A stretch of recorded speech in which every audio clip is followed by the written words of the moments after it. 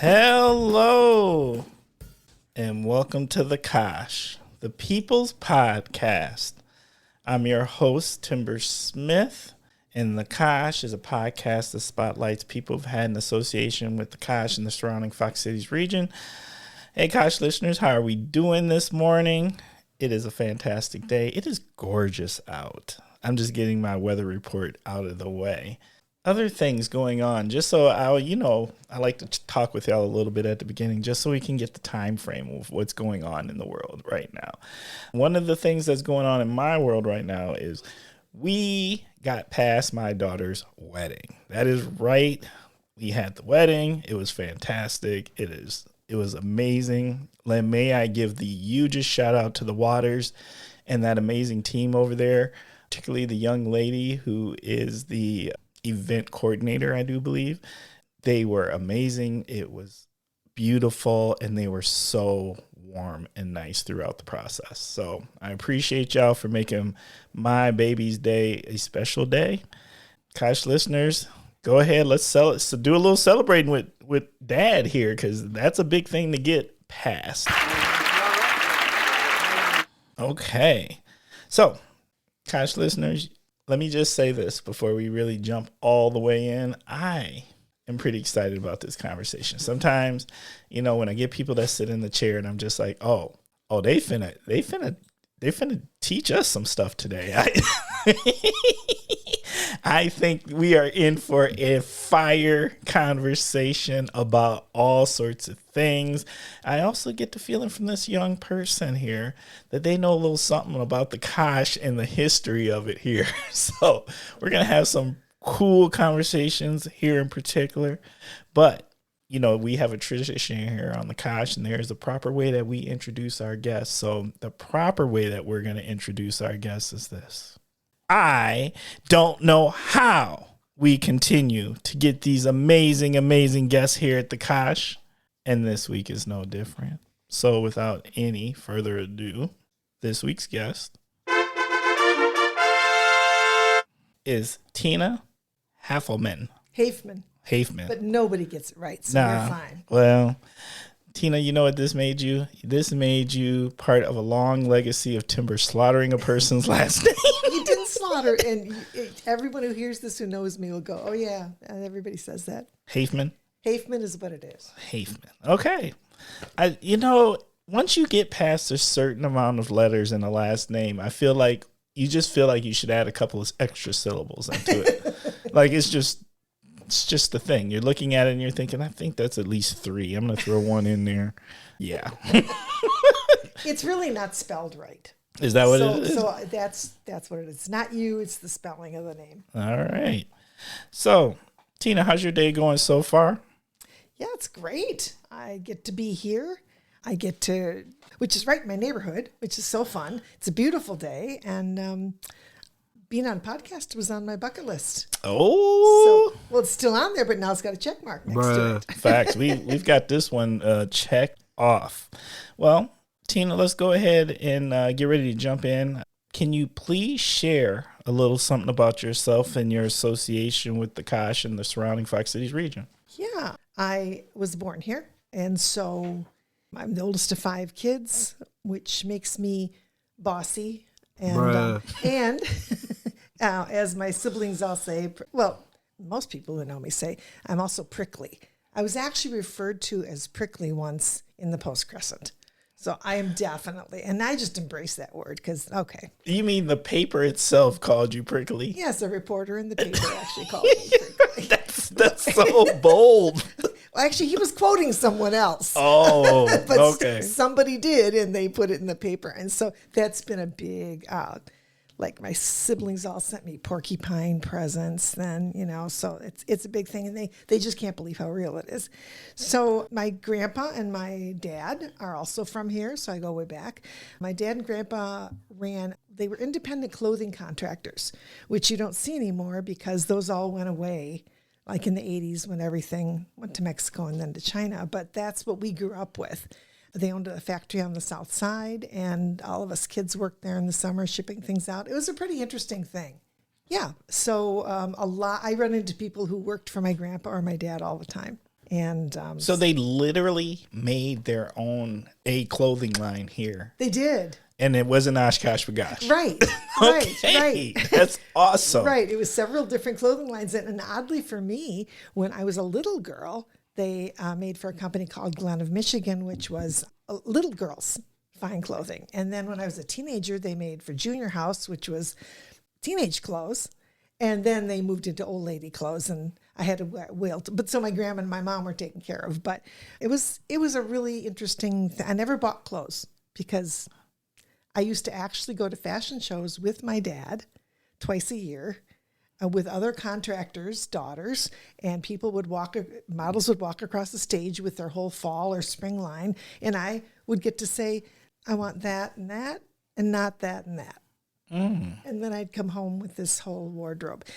I didn't appreciate it as much then because I never got to buy things I wanted to. And so like I would borrow my friend's older sister's clothes because that's what I wanted to wear. But looking back, it was a pretty cool thing. So that goes way back in Oshkosh. My husband and I then became teachers in Neenah, so not very far away. We did go to UWO. Titans. Yes, I see you like the Titans. So. Well, I am a Titan. We gotta stick together. Yeah, stick together. I had a kind of unusual, a non-traditional college experience. I lived at home, and I got married during college. So, yeah, okay. So it was a little bit different, but I loved it. And now in Oshkosh, I belong to Esther Oshkosh, which is a faith-based social justice group. I founded Day-by-Day Shelter. And not just me, but I was the prickliness that got it there. It took a lot of tenacity. Yes. But I had a whole community of people around me, but it was me who kept fighting. We need to talk about that. All right. I'd be happy to talk about that. You want to talk about that right now? Yes. All right. Why not? It's on your mind. Why don't you? Yeah. Well, I'm not. We don't. Our format is loose. We can jump in whenever. What you said. Okay, so living in this neighborhood, where the Day-by-Day neighborhood, right? There Me too. Was so much NIMBYism. Oh boy. That was going on, and for listeners who don't know what that is, that's not in my backyard, right? How did you get past that? What were the things that helped get this great, amazing resource created and get it across the finish line? Because there was, I don't want to say there was enormous pushback, but there was really strong winds pushing back. Yeah, there was really, really strong winds to get the new building built. Mm-hmm. And then 12 years before that, when we were just setting it up in the church basement of the gym, which is where I was for a long time, that also had tons of NIMBYism and nobody wanting it around. And in that case, the priest at that church called me on Christmas Eve, I think it was like 2010, and told me that the Holy Spirit had told him to offer us that space. So I guess there's no arguing with the Holy Spirit, and so that sort of we've been looking for a long time and had a lot of problems. In a year and a half, we'd been looking, and nobody wanted it near them. And basically, they don't want to see homeless people. No. For various reasons, they don't want to see them. So that worked out great, and we were really lucky to have that space for free for all that time. But it got to be a bigger deal, and then this location that I drive past every day on my way home, I had always thought, wouldn't that be great? Wouldn't that be wonderful if that was our space? Because it was an empty lot that had been empty for 20 years with weeds growing up in it, where the old clinic used to be. It's next to the railroad tracks. It's next to Court Tower. And still, the NIMBYism was really wicked. Really, really wicked. Now, I didn't have any formal connection to the shelter by that time, but I still am somebody they call in for comfort sometimes, and maybe some wisdom and maybe some history. I'm at the age now where I kind of go, yeah, I can give you the history behind that. So I worked on it with them. My neighbor was the president of the board. It was really, really hard. Yeah, thank you. People just they don't understand. On a good day, you can believe two things about people. You can think they just don't know. They just don't understand. They've never talked with people. Right. Or you can think they're just mean-spirited, and I prefer not to think that. On my Right. bad days, I do, but on some of the things they say are so out of range of reality that I'm discouraged. What I find is I usually find that 95% of most people are not mean people, nor do they have bad intent. But that number of people who are highly ignorant because lack of interaction is is a much bigger number, right? And so what you're usually hearing is ignorance from lack of interaction. And then when you don't have interaction, you fill that gap with assumption. And that assumption can be really, really biased and ignorant. And I'm afraid so. You hit that right on the head. So my question to you would be, is what don't people understand about the homeless population? Because I understand I work with some of this myself in my role, in my profession, but I would love for you to share.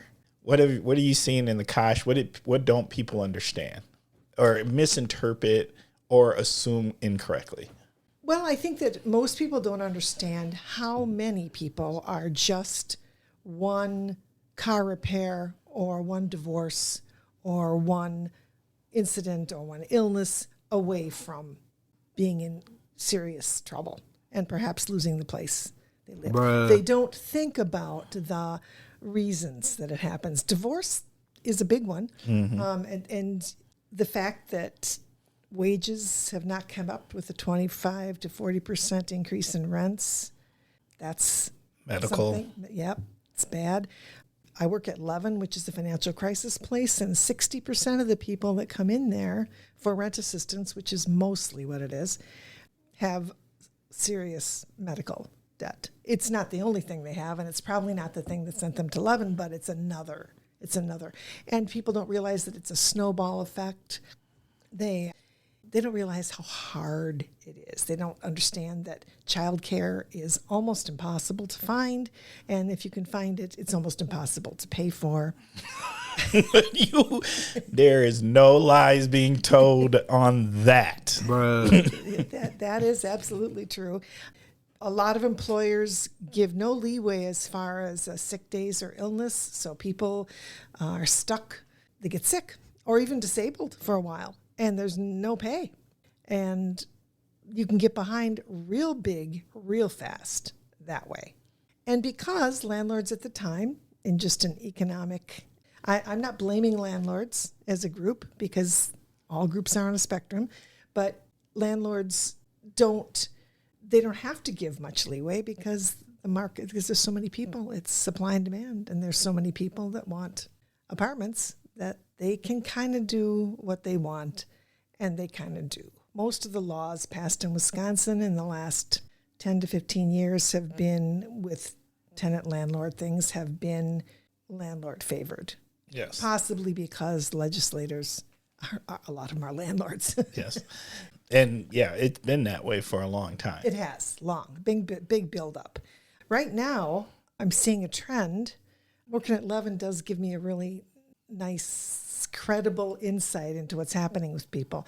Right now, over maybe the last 10 months or so, I've noticed that people my age, which is Social Security age, will call and say, hey, I have rented this apartment for 20 years, and I paid $600, and now it's $1,000. My Social Security is $1,200. So do the math. Yes.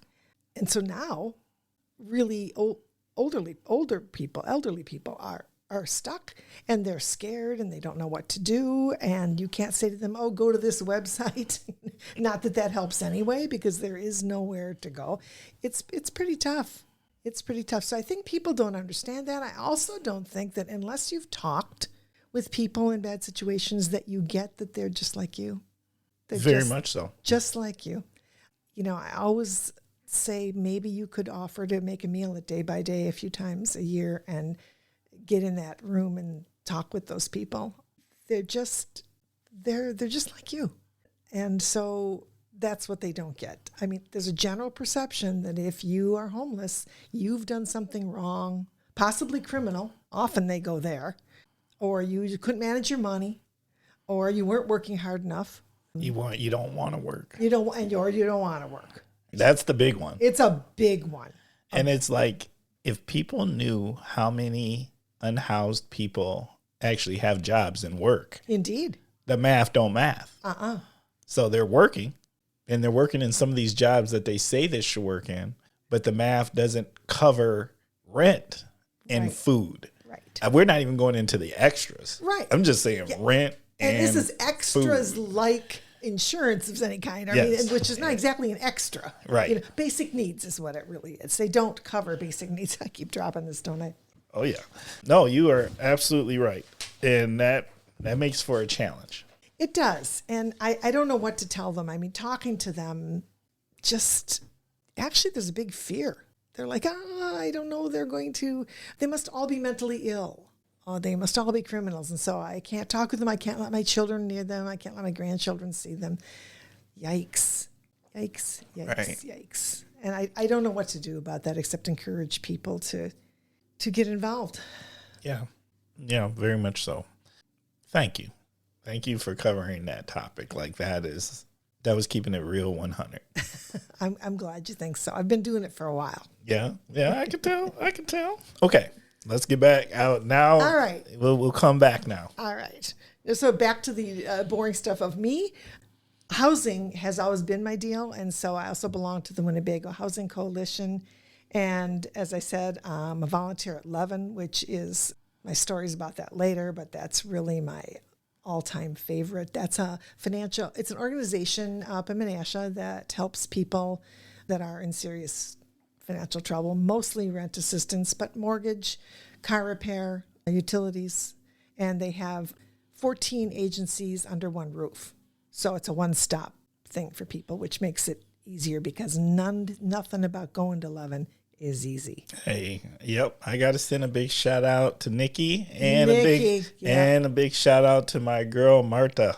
Yes, Marta. What would we do without her? Oh, Marta is the Saint Marta.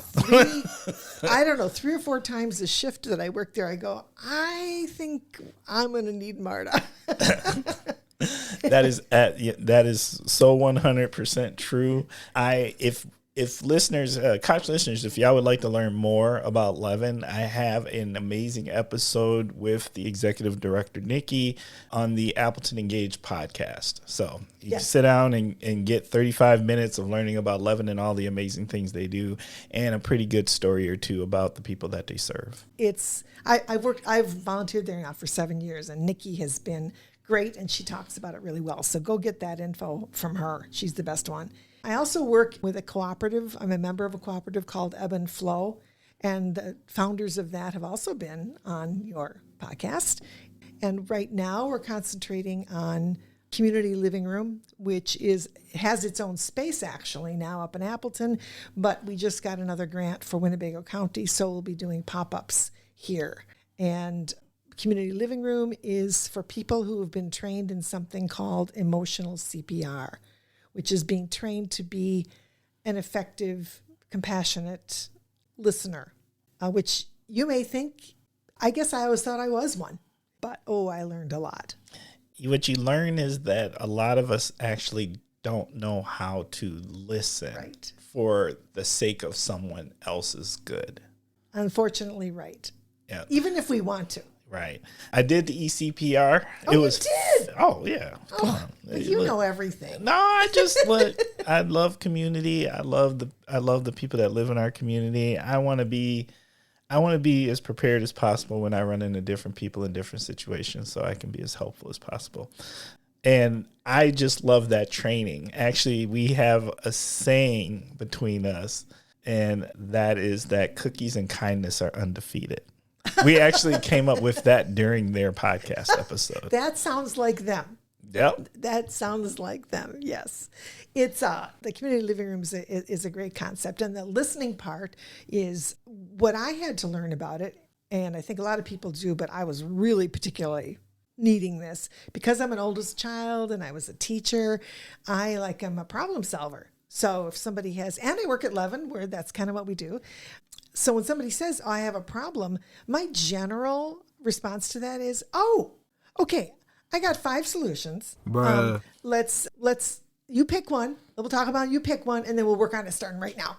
And that's not what people want at all. Yep. They don't want you to solve it for them. You can't be a problem solver. You just have to listen. One of my favorite things that happens sometimes at community living rooms, sometimes at Leaven, that I actually get to see is I'll be listening and the person will, because we've given them some space and some peace and some brain space so they can think differently than they've been able to. In that space, they're able to think of something themselves. They'll go, oh, wait a minute. I have an idea about what I could do. And I will say, yeah, that's a great idea. How about, can we help you with that? And the idea that they come to it, that they've been given the space to come to it by themselves, it's just the best thing. And I think it happens a lot. I think we don't always see it, but I've had the pleasure of being able to see people go, oh, what happens then is they often retell me the story they just told me because they're sort of reinforcing it in their brain. But isn't that great for people then who have been down and who've been put down and who've been lacked being treated with dignity, and then they get their idea and it's their thing and they feel good about themselves working it out. And that's a pretty nice thing to be part of. What I really like is that our community has come together to support an organization that created a space for you just to go sit and listen to each other. That's insane in a lot of sense, right? I know I've been to the living room, and I've gotten so glad. Oh yeah, well, got to go to the grand opening. Number 2, I got to support them. You know, they do really good work, and they work hard. That training is fantastic. But to be in the space and it's just warm and it makes you safe enough to share. And that doesn't always exist, right? That's what we're striving for. And I'm really happy to hear that you feel that way because that's what we're hoping for. Yes. So this Thursday's is potluck there. So there's food? Yeah, food. Yeah. Oh, yeah. We'll drive up, lots of good food. So they'll be open all afternoon and then into the evening with the potluck. So I'm so lucky to be part of that and to have those good women teaching me. So the community living room came out of all the trainings that people took in ECPR who said then, oh, where can we use this? And then they came up with a place where you can use that. What made you, because you're active now. So you mentioned Leaven, you mentioned being part of the warming shelter, you've mentioned being part of Esther. You are active at this point. Were you always this level of active? And if not, what shifted? Oh, well, that's pretty simple. I was pretty active in my church growing up. I always went to Trinity Episcopal Church my entire life, and I always did the things you were supposed to do. Did all the committees you were supposed to do. And so I did that. I did tutor on the Literacy Council for a while, but I was a teacher full time, and I had a family. There just isn't a lot of space after that to get involved with other things. So I was lucky enough to be a teacher who was able to retire at 55, and I had a lot of stuff I wanted to do. I didn't really do this, but I picture and I loved my job, but I do picture in my mind that last day after I retired that I actually squealed my tires going out of the parking lot because Bruh. Not the squealing tires. that's how I felt about getting to go do something else. Wait a minute. What grade level were you teaching? I was a media specialist librarian, and so it was pre through 6. Okay. All right. And way fun. And I loved it. But I just thought I literally felt called. And I don't use that term lightly, but I literally felt called to do something else and to do other things. And so I got to do it, and I started right in. But the idea for Day by Day came to me from church, Trinity Episcopal runs a really old and really successful meal program. It's like 20 years old. And I used to help with that. And I talked to the people who came, and they talked about sheltering issues. And so I got that, and my father was a landlord. He had about 80 units. So I was raised and my grandparents did too. I was raised in a landlord housing thing. So it's what I knew, I guess. And I was really intrigued by it. And then really sad that at the time There was really very few options in Oshkosh. And I was kind of hell-bent. Like, I was gonna do this. And so actually Stephanie Gildenband, who was the community organizer for Esther at the time, she was like 20 and I was 55. And she taught me how to do it. And I will never forget that. The couple ways I felt about that was how lucky I was to know her. And secondly is she's 20 and she gets all this, she's got this figured out and she's got all this lifetime to do this work. And I'm just coming to it now. But now I've been at it 17 years, so I'm pretty lucky. All right. So, yeah, so I guess I always have been pretty active. I only had one child. And as my mom, who had a lot of kids, said, one child, that's like, you have to change your schedule for that. That's a blip on the screen. It's nothing. That depends on the child. Honestly. Honestly. I know my daughter, it would be, if she heard this, she'd be rolling her eyes at me like, Dad, I was good. Well. Oh, and then you want to know, so I'm connected. I kind of would like to say this, and you probably know this, but maybe not. So my husband and I were from here, and this side of town, and we always lived here. And we both got jobs in Neenah when we graduated. In the old days when kids graduated from college, got a job, and then stayed with the job for 32 years. And how lucky is that? And it was great. It was a really good existence. We both taught in the same school system. We had the same calendar. We had the same friends. It was a great school system to be in. It was really, really nice. But every day we drove to Neenah, which is northern Winnebago County. And Neenah and Menasha are connected to the little glob of cities that is up there. Appleton, Little Chute, Grand Chute, Greenville.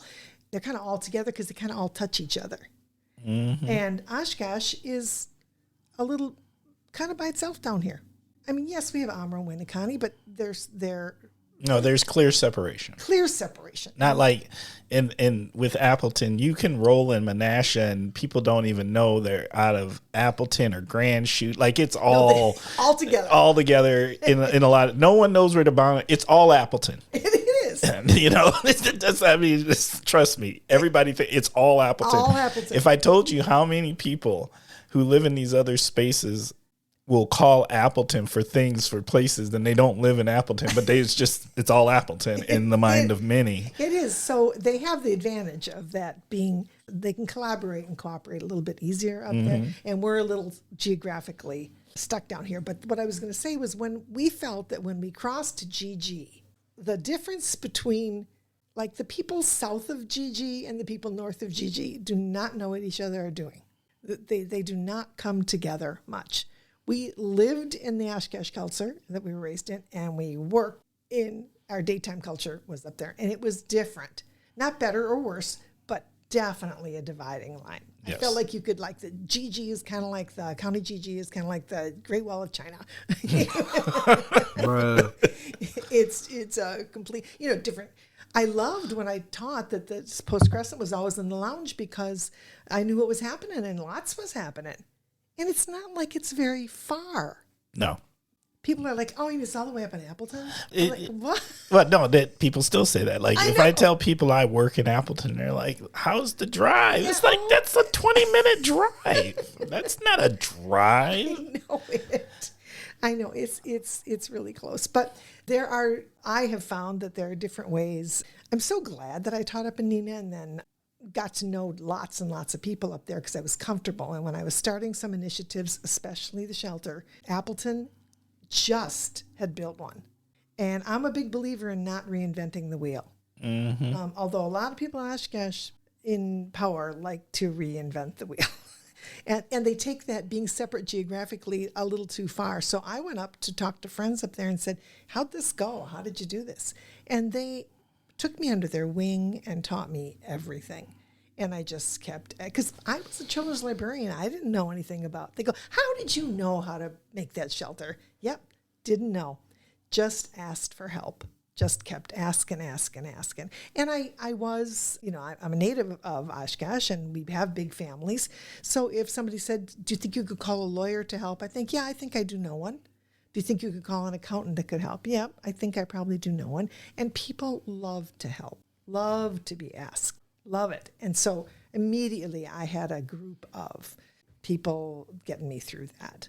So it was hard in Appleton too, but we followed their model, and that's how Day by Day got here. And Appleton, that conglomeration has a little bit higher tax base. It has the advantage of they already collaborate and cooperate in a lot of things. And Oshkosh kind of stays by itself through no fault of its own sometimes. Sometimes, yes. I just think from having my foot in both communities, there is a different culture. Yep.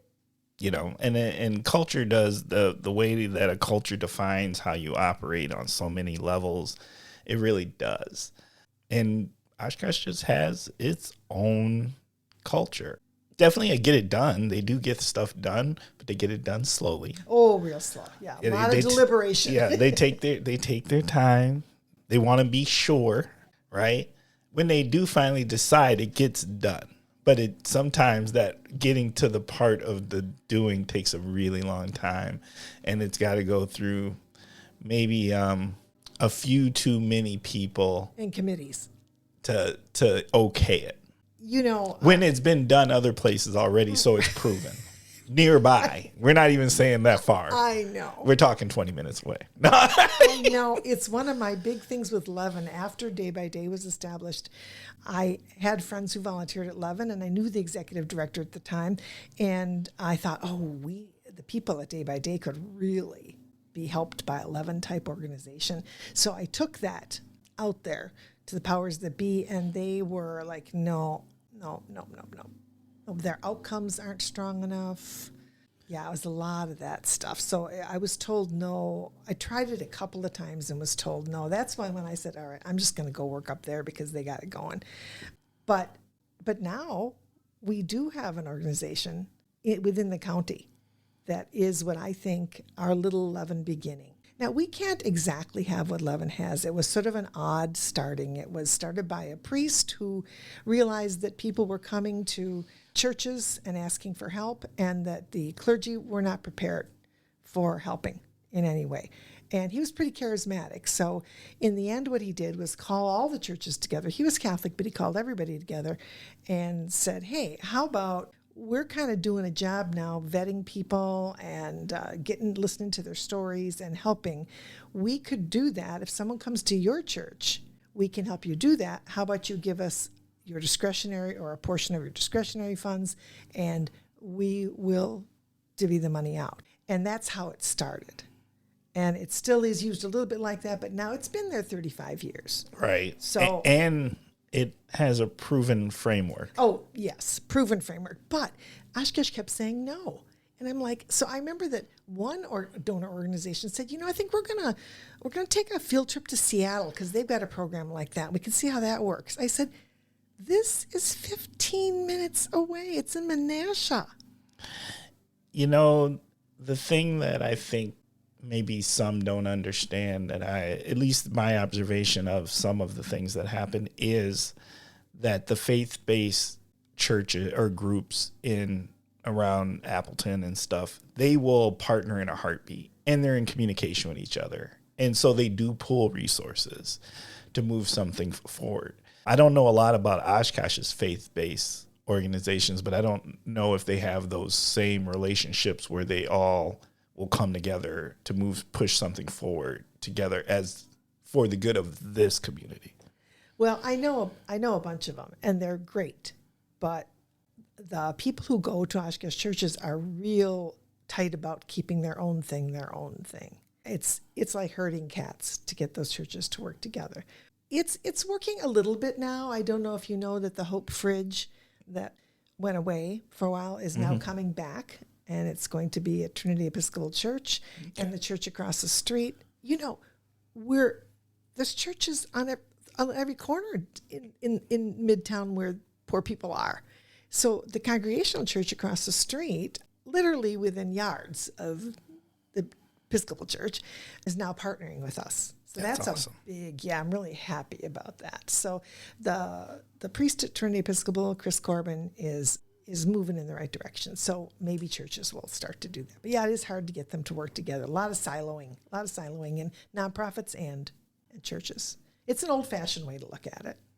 If you weren't doing what you're doing right now, what would you dream to be doing?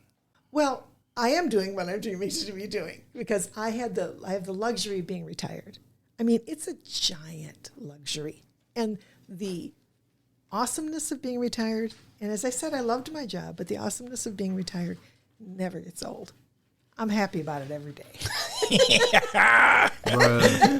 Ooh, I'm sure hoping I get to it. I do too, especially like Sunday nights. It never gets old to feel on Sunday nights that you're not. And I do a lot of stuff, but it's kind of on my own schedule. And so there truly isn't anything I would rather be doing than this. I got to pick it. Aren't I lucky? You are lucky. Every time I go to Leaven, I think I'm so lucky to be here. Every time I serve a meal with friends at Day-by-Day, I think I'm so lucky to be here. I'm so lucky that I get the time to do that and the brain space to do it. And because I've done it for a while now, I never really anticipated how long I would be doing it, but I have been retired for 17 years, and so that's a chunk of time, and I've been doing it the whole time, and oh, it's so fun. And I have met like you, have met the most wonderful, giving, thoughtful, helpful, hardworking people that you can imagine. So, Tina, you know what I need you to do? I need you to give a plug out here to some of our other community members who might be retired and have the time to engage some of these resources and to provide whatever it is that they're able to provide, right? Because what I hear sometimes from some as I run into it is they're unsure. They don't know in their logic, they don't know how. And they don't know where. What would you share with them? Because they're good people and they want to do good things, but they're, if once again, you retired, squealed your tires and pivoted right into it, right? And some people are like, I've worked hard all this time. I didn't make those relationships. I'm not sure. This looks like it's a really good thing to participate in, but I don't know if I'm the right fit. There's just some hesitancy. But I think you're the perfect person for this question. What would you tell them? Well, it's interesting you asked me that question because I actually get asked it quite a bit. And so people saying, I want to volunteer too, and I want to be, because being purposeful at this age is so, it's selfishly really important. Super important. Super important. And I feel like I have a little more viability left, a little more purpose, and that's what they want. And so, and they may have tried couple of organizations and then not been pleased with that. I have to say that handling volunteers is not always done in the best way. And many organizations could probably do a better job of that. And they could take Leaven's model, who has 100 volunteers a week doing really hard work. But what I tell people is to follow your heart. What is it? Just give yourself time. You don't have to do it tomorrow. Give yourself time to think about, what did you do? If you were a teacher of young children, then young children is probably what you know and what you feel strongly about. So think about how you could do that, and then go a little bit outside of your box and talk to someone you don't know about it. And a lot of people are like, oh, but I don't know anybody in the schools anymore. And I understand that, except that I don't, because I've never been afraid, that kind of thing. I just go in and say, hi, I'm Tina. This is how I feel, and this is what I want to do. Can I do it here? But if you can't do that, follow what's in your heart. Housing, because there's a million things. This is a time that if you want to help people, wow. There's a lot of people that need your help. A lot of people. So now is the time. There's no a dearth of activities, none. This is the time, and it's getting hard. It's worse and worse, and you are needed now.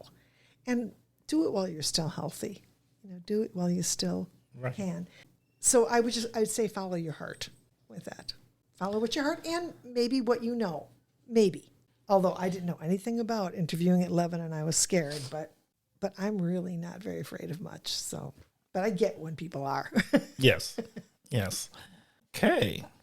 Well, you know what? I think, you know what? There is one more thing I wanted to ask. Yes. Before we move into topic of the week. There's this book that exists and you're in it. Yeah, yeah, I just want you to know, Tina gave me this look like, oh, you gonna bring that up now? Exactly. Yeah. Bruh. Yes, I'm gonna bring it up right now. So, what is it? How did it happen? And what did you share in it? Well, it's called Women of Oshkosh, and it was written by a local historian, Ron LaPointe. And I remember that when he's a big letter writer, so he wrote me a letter to ask me if I would do it. So I called him and said, no, I'm not going to do it. I'm not going to do it. I have ruffled feathers in Oshkosh, and I think maybe you don't really even want me in there. You know, I said no, and I really said no, but he kind of kept at it. And Ron knew me because he was a high school teacher when I was in high school. I didn't have him, but my husband did. And in fact, he coached my husband in baseball, and so he knew the Haffemans. And he kept at it and kept at it. Then he made me come and visit him so that he could persuade me in person. And I said, okay. But I really felt like I wasn't worthy of that kind of attention. And when I look at the book now and see some of the women in there, I'm like, oh boy, I don't know. I don't know, but I am proud of it. My sisters and brothers like it. They assume that Ron didn't know how prickly I was, I guess. Bruh. Doing this prickly. I'm loving this. But so he persuaded me to do it. And what's in there is kind of what I'm sharing with you today, kind of. I mean, it was a while ago now. I think it was maybe 5 years ago. And he just listens to stuff, and I told him what I care about and what I do now. And I was still an Esther. I was working at Leaven. I was cared about housing. So yeah, it's kind of, and a little bit about my background in Oshkosh, because this is Women of Oshkosh. I don't know if a requirement of that book was that you had to be born in Oshkosh. I don't know that, but or lived here all your life. I have lived here all of my life and have spent almost 50 years on the same street. 3 different houses, same street. Oh, you never left there? Never left. Oh, okay. Yeah, never left there. I get teased about that kind of a lot. Like, you don't really know anything, do you? I go, well, I do read. I do read. I think I'm intellectually curious, so I do read. But yeah, no, I never left there. And I love where I live. I love where I live. I love our neighborhood. I love our neighborhood too. And it means so much to me on so many levels. Me and my sisters and brothers well, I'm much older than most of my sisters and brothers. So their growing up was, sometimes we're so different, the 5 of us. Sometimes people will say to me, oh, you're Andy King's sister? And I go, yeah. And they go, same parents? I go, yeah. Yeah. This just happened to my sister. My youngest sister, 11 years younger than me, is a retired lieutenant colonel in the Air Force. Then she went and taught STEM in Minneapolis. And now she teaches indoor skydiving in her retirement, which is all pretty adventurous stuff. Mm-hmm. So we were in England last summer, and the people who were staying with us asked her about her retirement, and she told them those things. And then they said, oh, Tina, what did you do? I said, I was a children's librarian. So yes, same parents. It doesn't seem like that they would raise the same now. But it is my philosophy that, are you in the same family? Kind of. But my baby brother, born 20 years after me, was not born into the same family I was born into. I was my parents' first experiment. They were young, they were poor, they didn't know anything. And by the time they got to him, they'd been parenting for 20 years. They were comfortable. It was not, he was born into a group of people. It was just me before. It's not the same at all. So while we share DNA and we love each other very much, that's not the same family. You know what? Yeah, you explained that very, very well. I get that. Yeah, it's really true. All right. It's really true. Well, we made it through that. Okay. And now,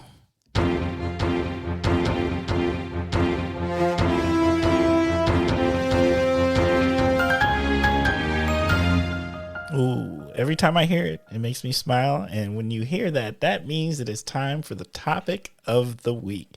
And our topic of the week is chosen by our guest 99.9% of the time. And guess what? This week's not going to be any different. So, Tina, what do we have for our topic of the week? Well, my thought process is I always default to homelessness and affordable housing because it's a big part of what I do. So I'm thinking about it a lot. It's a pretty important conversation right now. Particularly, I think the affordable housing thing is like, I don't think people even understand what they hear the term and they don't know what it means. I think they have all of these different concepts of what they think it is. And I'm not sure anyone really has their pulse on it in recent times. I agree. Unless, like with most things, and it's human nature to do this, we don't know what we're not experiencing. We all live in our own little cocoons, and it's not a bad thing, but we all do live there, and we don't know unless we know somebody. So I find right now what's interesting about affordable housing, well, some people will say, well, what's affordable? You mean just because you can't afford a $400,000 house, is that what you think is affordable? Okay, now affordable means that your wages cover that part of your basic needs and that your housing should not cost more than 30% of your income. And even that, I think, is a little high, but that is the general term used. It's a general statistic they use. That's 30%. And people are paying 50, 60% of their incomes now to do that. And people don't know, but it's interesting that I am finding now that my friends who have always been very comfortable and out of worry of any kind of financial worry, they sent their kids to college and then they assumed, yes, they'd get jobs and get an apartment and that would be that. And they say to me, you know what? That apartment they want's $2,000. It's rough. And that might be eating up more than half of what they bring in. Yes, likely, even with a college degree. Mm-hmm. But a beginning job, you're not likely to make more than that. And so they're all shocked at that. Throwing a car note, throwing insurance. You're like, how do I eat? Right. And so adulting that has always been hard now becomes really hard. They go, I think she's going to have to move back home for a while. I go, I bet she is. That's happening a lot more often than people know. Launching isn't just launching is launching and then resetting and launching and resetting and launching and resetting till they work it out. Parents and grandparents help with shelter costs all the time now. So I'm hoping that as a more broad spectrum of the economy and more people and participating in that economy understand what that's like, that some things change. I don't want to blame employers, and so I don't, but employers must understand that their workforce needs to have shelter, needs to have a home. A livable wage. And so if they can't pay them, I sometimes talk to business owners who say, well, if I pay them that much, then I can't be in business. And I always say, maybe you need to relook at your business plan then, because you kind of got to do this. When we started Day by Day, we hired a lot of people, but we hired college kids that were in human services and things like that. And that was more than 15 years ago. And I remember that we wanted to pay them $13 an hour. And everybody's like, why would you pay them that much? Because this is a homeless shelter where we're helping people whose basic needs are not being met. We cannot say, and so we're not going to pay you a living wage. And that's not really living either, but I was almost twice the minimum wage at the time. So employers need to know that, and they also better get their act around childcare. The shameful part is that is still twice the minimum wage because it hasn't changed in those 15. And you can't even remember the last time it changed. Many more years. It is still $7.25. I know, it's shocking. It's shocking. Who can live off? You'd have to work 3 jobs and still probably not, and still have a roommate. Yeah, there's just no way. There is no way. There is no way. So, yeah, people come in. So the general public will say, well, they ought to find a cheaper place to live. That's the problem. They're what? Well, there isn't any. Right. All of those cheaper places to live, a lot of them got upgraded. Now they're luxury. Now they're luxury. And the new things that they build, no one builds affordable housing. No. And that's the part that I think people have missed somewhere in this transition of what's happening with housing. You know, affordable housing is such a conversation and where I work and with my boss and stuff. And we talk about this all the time. And the thing that I don't think people understand is this: you can't build affordable housing at best. You have to take the housing that already exists, get those organizations to purchase it at what you hope is an affordable price, and then rent it out to the individuals. But if you're building from scratch, the minute you're building from scratch, it's not going to really be affordable. Especially now. Yes, just now. Yeah. Yeah. I mean, it's been that way for a long, long time. But yes, that's true. It's a big dilemma. I'm not saying that it's an easy problem to fix. No. You know, sadly, corporate management is taking over tons and tons of there's very few mom and pop landlords left. Corporate places are taking over a lot. Right. And as far as like Leaven goes, when we talk a lot with landlords, a lot. We do a lot of mediation. Yeah. And I will talk to someone who is renting the apartment upstairs and say, your tenant so-and-so came to Leaven, they're going to need a little help. This is what we're going to do. What can you do? It's kind of how we work it. And they're generally sympathetic and try to work something out. Corporate places just do this, those are the rules, and I'm not the one that can change that rule, and they're going to get a 5-day eviction. And so sometimes I say, could I talk to the person who makes the rules? Right. But they're like in New York City. I recently, at Leaven, we asked landlords to fill out a half sheet. It's just a half sheet. It's like 5 questions, so that we have the story from both sides. And I handed one to a client and said, you need to have your landlord fill this out and get this back to us. Nothing can really start happening until we have, this is a big important piece of paper. She said, I can't give it to him because they charge $29 to fill out forms. $29 to, and of course, I've not heard that. That's crazy. Yeah. Never mind the application fees. Right. That people are charging now. So, yeah, and they say it covers background checks. Background checks, another thing, as long as we're organically talking like this. My shout out was going to be to the Oshkosh City Council, who this week, Chris Larson presented a proposal to make an amendment to Oshkosh's fair housing, which would not allow landlords to blanketly refuse people by saying any criminal record, and we're not even going to consider you. Not a range of criminal records, Right. no thoughtful, no asking questions, no nothing that. So it cannot be a blanket thing, and that landlords must answer the person who's applying about why they're not getting it, even if they don't ask, because they're probably afraid to ask. Well, let's talk about that real quick, because that is something else I've found. I have found individuals who may have a record, right, for whatever reasons, but they've served, it's done, it's not even necessarily that bad, right? Right. They actually have a job, or they're an entrepreneur and they're successful and they're making money, more than enough to pay the rent, and they still can't find someone to rent to them. Even apply. Right. I've run into this numerous times at this point that, like, that's another cause of homelessness. And it's not that they don't have the resources, because they may not be in a situation to purchase, but they can't get someone to even rent to them. And they're walking in with saying, hey, I have first month and second month and, can put down whatever it's needed. And they're just not even getting the opportunity. Which perpetuates the idea that we never let people stop paying for any crime. Yep. Maybe a youthful indiscretion or something worse. And a landlord can refuse someone who has trashed an apartment, who has committed a violent crime. They can, but it can't be a blanket, any criminal record.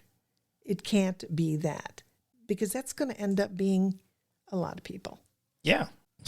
Yes. There's a lot of bad decisions made on a bad night of kicking it and drinking. And many things, and being young. Yeah, and definitely being young. Definitely being young.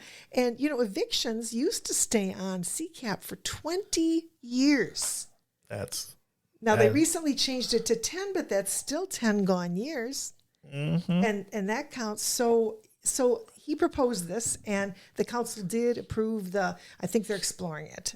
The city lawyer will look at it, and the council was behind it. So I'm pretty happy with this city council getting behind that, because, not everybody's going to be behind that. Well, I'm going to give a shout out to Chris. Yep. Nice. Yeah. Very nice, Chris. He does a really good job. But we got a great city council. Yep. We do. I love them. So as long as we were talking about that, that's my shout out for this week, because I happened to be at that. I happened to be at that meeting where we brought Esther housing advocates with us to talk about their personal experience with this to people who'd been in prison and the difficulty they had in being able to rent a place. And Esther does a very good job with this. So they have formed a group of housing advocates who are people with lived experience, who they pay to be trained on how to tell their story in the way that's short enough, articulate enough, and designed to talk to the people they're talking to who can make a difference. Tell them just the information they know. Like, you don't tell city council about a state thing, so we've helped them, and they enjoy it so much. And they've, they go to Esther conferences now. It's a wonderful program. And I just love that they're reimbursed for this effort they're making, because a lot of them are working 2 jobs. Mm-hmm. This is not easy for them to do. So they spoke, and they were pretty powerful. And there's nothing like a story. Nothing. There's no greater communication tool than a story. Yeah. Since you brought it up, I'm going to give a special shout out to Katie Olson out there leading Esther along. Yep. And they do amazing work. They do. Okay. That's one of my favorite things that they have done recently. All right. Well, what else about housing? All right. Let's see. We've talked a lot about the reasons people can't get into housing and can't afford housing, and that really is the big thing. You know what and I want to throw this out there. Sorry, I didn't want to cut you off. No. I think another thing that has happened that people don't realize, that there's less housing out there because of technology, because of something like people doing Airbnb.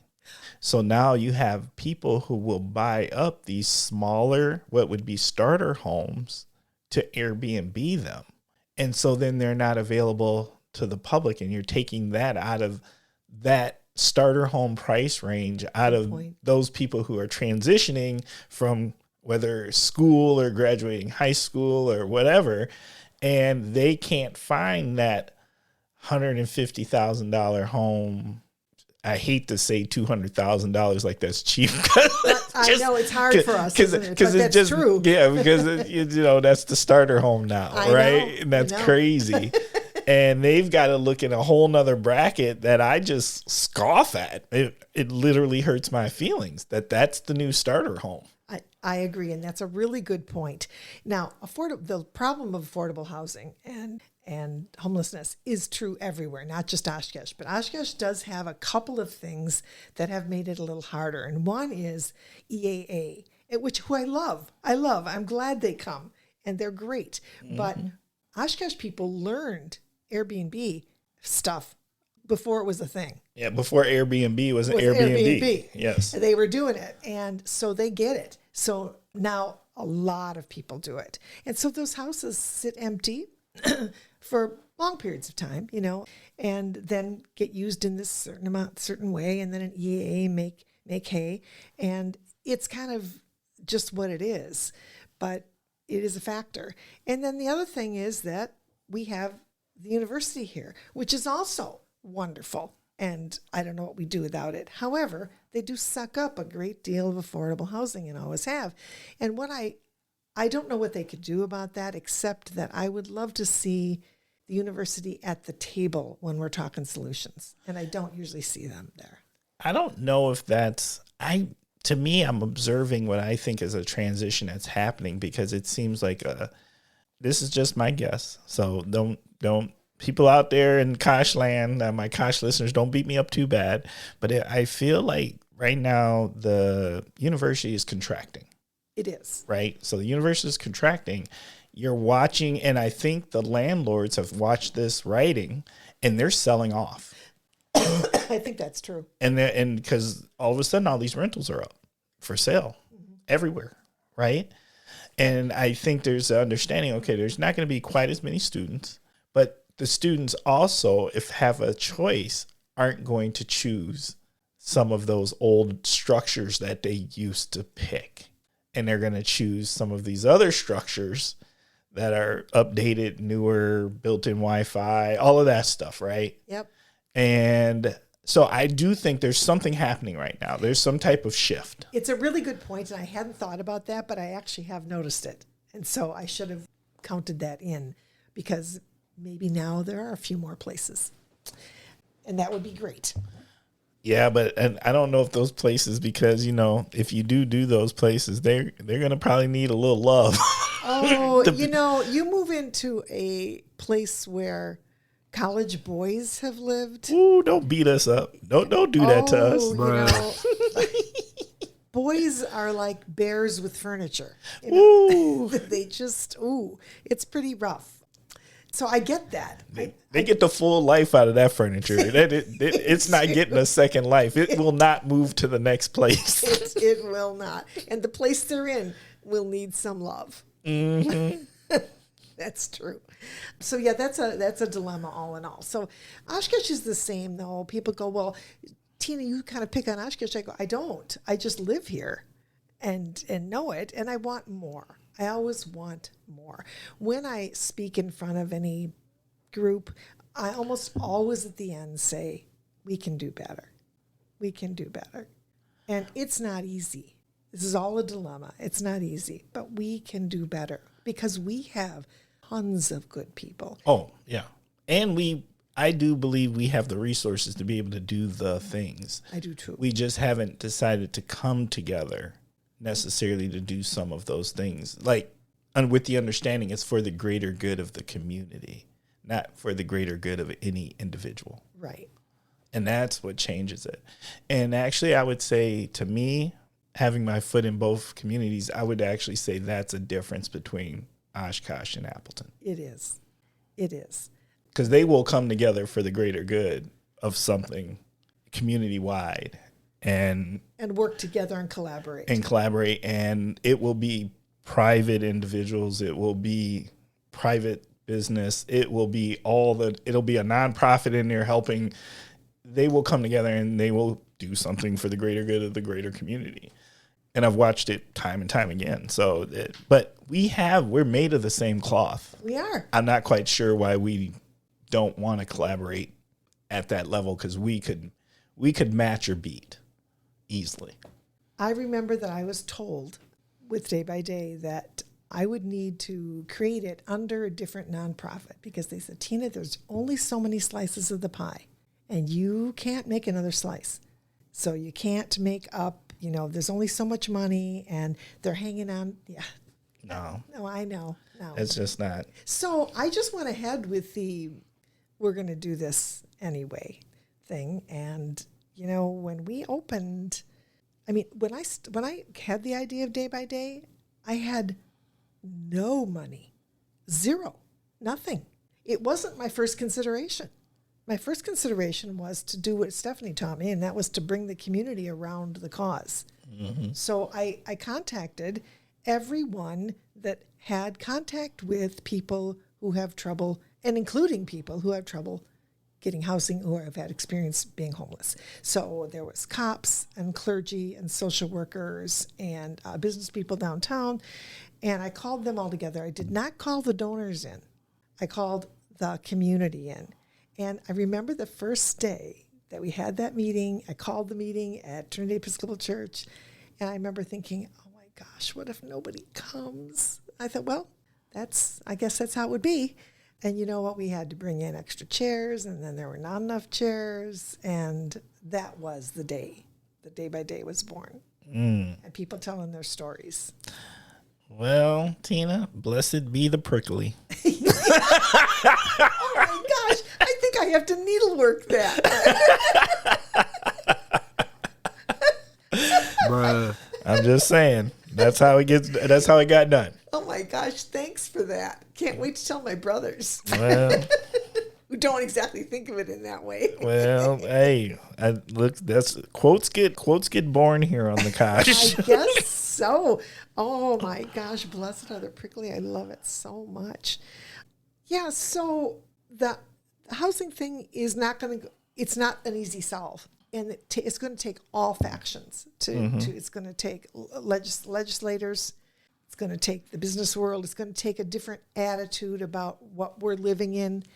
You know, I think this is why you see so many tiny houses on, well, I do. I think I must have been, you know how your technology knows what you're thinking about? Look, you're just starting the conspiracy. Yeah, but right. You are so right. It is does. true. It So does. my little YouTube feed, you know, suddenly I must have somehow expressed an interest in tiny homes. I think we're doing a community living room there this week. And so I must have said it out loud. And so now on YouTube, I get all these people who have built tiny homes someplace. So I think that maybe we are beginning to take a different idea about what houses and homes are. Yes. And I think in the big cities, Minneapolis has a lot of, I've forgotten what they're called, but it's a intentional community built into buildings. And so I think our ideas are getting better. You know, nonprofits, of course, can help a lot, but the government's going to have to step it up. Because right now when people go to the house, the people at Leaven will come in and say, well, I applied at the housing authority for a voucher. And I don't say anything because I know what the wait is. And so sometimes it's 3 years, sometimes more. Sometimes if you're disabled, you can get in in a year and a half. But I mean, there's no urgency at all. I hate things not being addressed like they're urgent. They are urgent. And so telling a single mom with a 3-year-old and a 5-year-old, well, you might have to wait 3 years to get on this. Okay, then what? Right. What do I do in the meantime? What do I do in the meantime with these babies? You know, so that providing vouchers for a certain amount of, you know, but people who are the people who own high rent places also don't want to pay the taxes it would take to even out a place to bring people up to 30% of bring people down to 30% of their income to live in a place. You just can't have it all the time. Well, what I've been told and understand, like for a developer, like there's just not a lot of the upside isn't good enough. Isn't good enough or upside enough, and it doesn't cost that much more to go from what would be, let's just call it basic normal housing to luxury housing. You put a couple more $100, it's luxury now, and you're going to get a lot more in the end game. So we're missing an incentive. And then the other part about it is, as far as our community goes, or a community, any community, not just our community, is I think we're missing that piece that says when the least of us have and are doing and are surviving and are okay, all of us rise, right? And somewhere we're missing that. We are missing that. And that even if there has to be help, is that such a bad thing? Of course not. Right. And why don't we?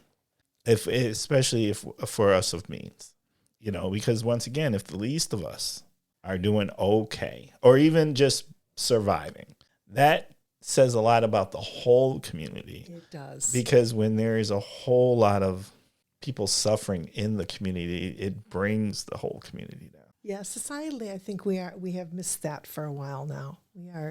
Well, it's kind of a selfish thing. We have kind of missed that. But yes, everyone, isn't it all boats rise? And I always forget that. Something about a tide and all boats rise. Yeah, it's like what you said. So yes, everyone, of course, does better.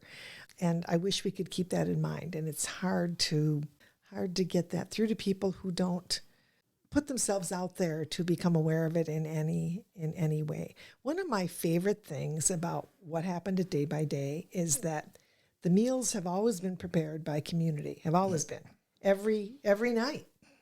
And it's brought in such an incredibly wide range of community to come in, make the meal, bring it there, come in and serve them, talk with people, be servants.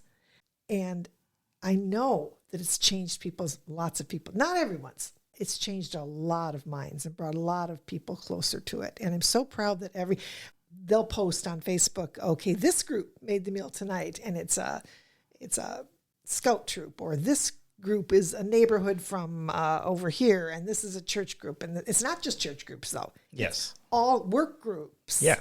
We have a neighborhood group, and it's actually super fun to do. And it's not a terrific expense or time commitment. And you learn a lot that you can't learn anywhere else. Well, I think it is very hard.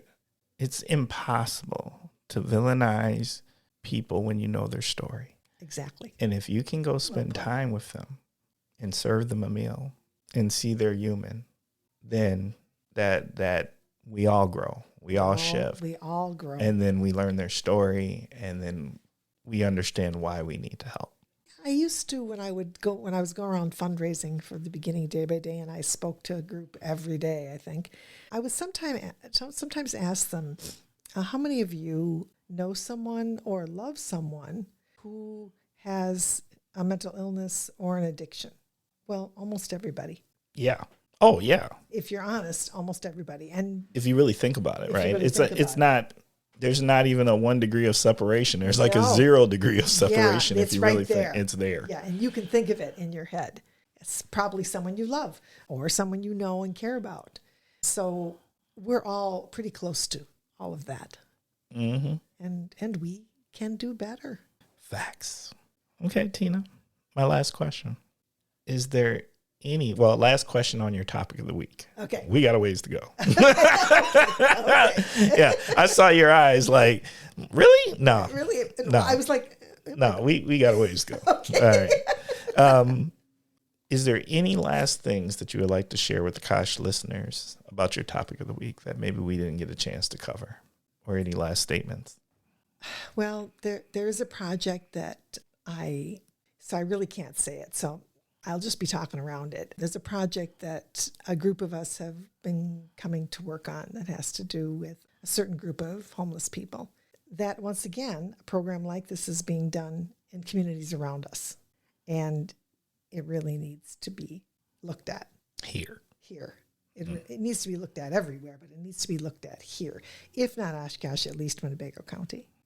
Who do you need to show up? Yeah, well, there needs to be, and the funding is just not that impossible. It's really not. When I think of the grand scheme of funding, it's just not. It's not that big a deal. Yeah, I just need people who hear this, and they're going to start hearing it because it's going to be out in the county board meetings and city council meetings as we're getting it. But we're currently just doing research on it, a lot of research on this thing.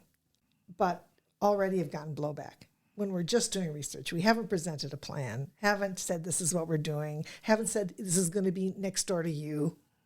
But even so, because that's when you really get it, Mm-hmm. We're already getting pushback based on no facts, no, we were told, how come you didn't include us in the planning of this? I said, because we just began. We have every intention of, when we have something to say, saying something. Right. So if you can just wait up, we're working on it. And it's a segment of and they do it really well in Fond du Lac and Green Bay. And we've gone to look at it, and pretty easy to model.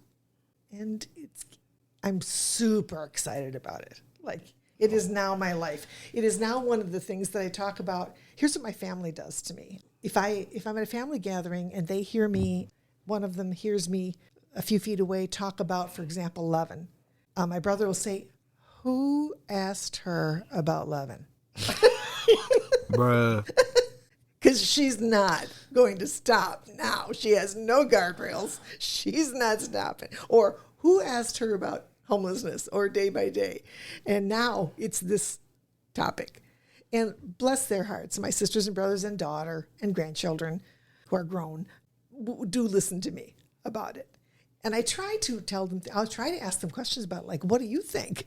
What do you think about this so I can bring them into it? But I really, because we've already gotten blowback when it already was, I just can't make it, I just can't list it out there. But you'll hear about it soon. Okay. In fact, if you look carefully now, It's out there. It's out there. Fair enough. Yes. And I've got really, really great people working on it. Sarah Brown from Winnebago County Help Agency, and Sarah Kosmicki from Casa Esther in Amro, and Lindsay Erickson from Winnebago County Health Department. Three powerful, smart, dedicated women that I am so lucky to know, Okay. to hang with. So stay tuned is what I'm saying. Facts. Stay tuned. Stay tuned. All right. Well, Tina, we have made it through topic of the week. Okay. Well, you know what? We've been at it a while. So, you know what? I think we normally don't do it this early, but I think it's the perfect time to do our brittle break. Oh, great.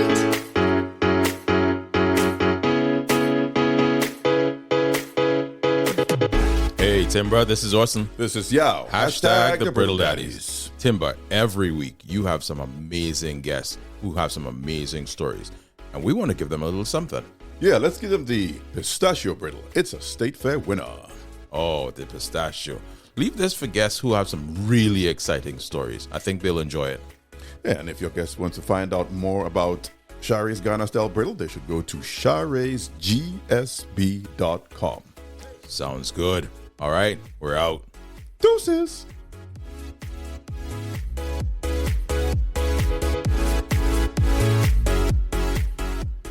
Okay, Kosh listeners, as you know, we take a brittle break throughout the episode recording. And during a brittle break, we have our guests crack open a bag of Shari's Ghana style brittle. Today, we're going to do the pistachio. Tina, you've never had this before, correct? I never have. Of course, I've had lots of brittle in my life, but See. not this. But you know what? This brittle hits different. First of all, it does not stick to your teeth. Ooh, big for old people. Bruh. All right. And Tina has already cracked open the bag. And Which I also like because it's a bag that keeps it fresh for a long time. It's a substantial bag. It is good. It's good packaging. I love it. I love the shapes of it. There we go. Because I can pretend I'm eating just a little and then just eat a whole bunch of these little pieces. There's a psychological advantage to it. Absolutely. And brittle is, I really haven't had any kind of brittle for years. It's kind of an old-fashioned thing. Yeah. And I love the idea of it. And I'm going to tell you that this pistachio is my favorite. And it can't be beat. Can't be beat. Can't be beat. So I'm so happy. I had not heard of this. I'm sorry. But I'm so happy to have heard about it because it's great. The taste is great. It's not sticking to my teeth. Nope. I wonder why that is, because it's great. Well, it's Ghana style. So we just want to make sure we send a special shout out to our friends over there at Shari's, to Orson and Yao, which they have an episode that at the time of this recording, that episode probably will be released a little bit before this. So before this is released. So check them out, hear their story. It is fantastic. It's fascinating. And their brittle is yummy. Also, it is farmers market season. So if you'd like to see the brittle daddies, go check them out at the farmers market. They show up at the Oshkosh farmers market and the Appleton's farmers market. And you can find the brittle in definitely like the food co-op, and some of our drinking establishments carry the brittle, and yeah, it can be found. So support local deliciously. This Yes. is just, it's really, really good. I just can't wait. Yeah, there you go. Okay, so we are ready to jump in to the first segment. Our first segment is called What in the World is Going On With? And that is where you start with the phrase, what in the world? And then you tell us what's on your mind. So, Tina, what is? Well, it's probably along my same theme there, but I have wondered this for a long time. What in the world is going on with this country assuming that nonprofits are going to carry all the weight? They're going to carry all the weight. The government can pull out of this, it can pull out of that, it can pull out of this. Instead of working together, they're going, no, nonprofits, you do it. Bruh. Or churches, you do it. Have you looked at churches lately? They struggle. So nonprofits, you do it, but we'll make all the rules. And we who don't know anything about this will tell you exactly what to do. So it's the two things. It's the shoving it on nonprofits, and then the donor organizations saying they will donate money as long as we can tell you everything to do. We who don't know anything about this topic and have never met this kind of person, but we're going to tell you what outcomes have to come out. I remember with Day-by-Day, donors sort of wanted to say that, okay, you come to Day-by-Day for a few nights and we're going to get you in a job in an apartment and done. Yeah. Bruh. Yeah, that. And let's add stop drinking to it. Yeah, that math ain't mathing. No, it's not mathing. And so I've actually written grants where donor organizations, I submitted it, donor organizations would then change the goalposts and send it back. And then I'd have to say things where I was kind of embellishing what was really going on because I knew that they had to hear this. So they have unrealistic expectations, and they do not trust people on the front lines or the people with lived experience. Well, they think they're too soft. Yeah. Giving too willing to give, not hold people accountable. Because they don't know their stories. Right.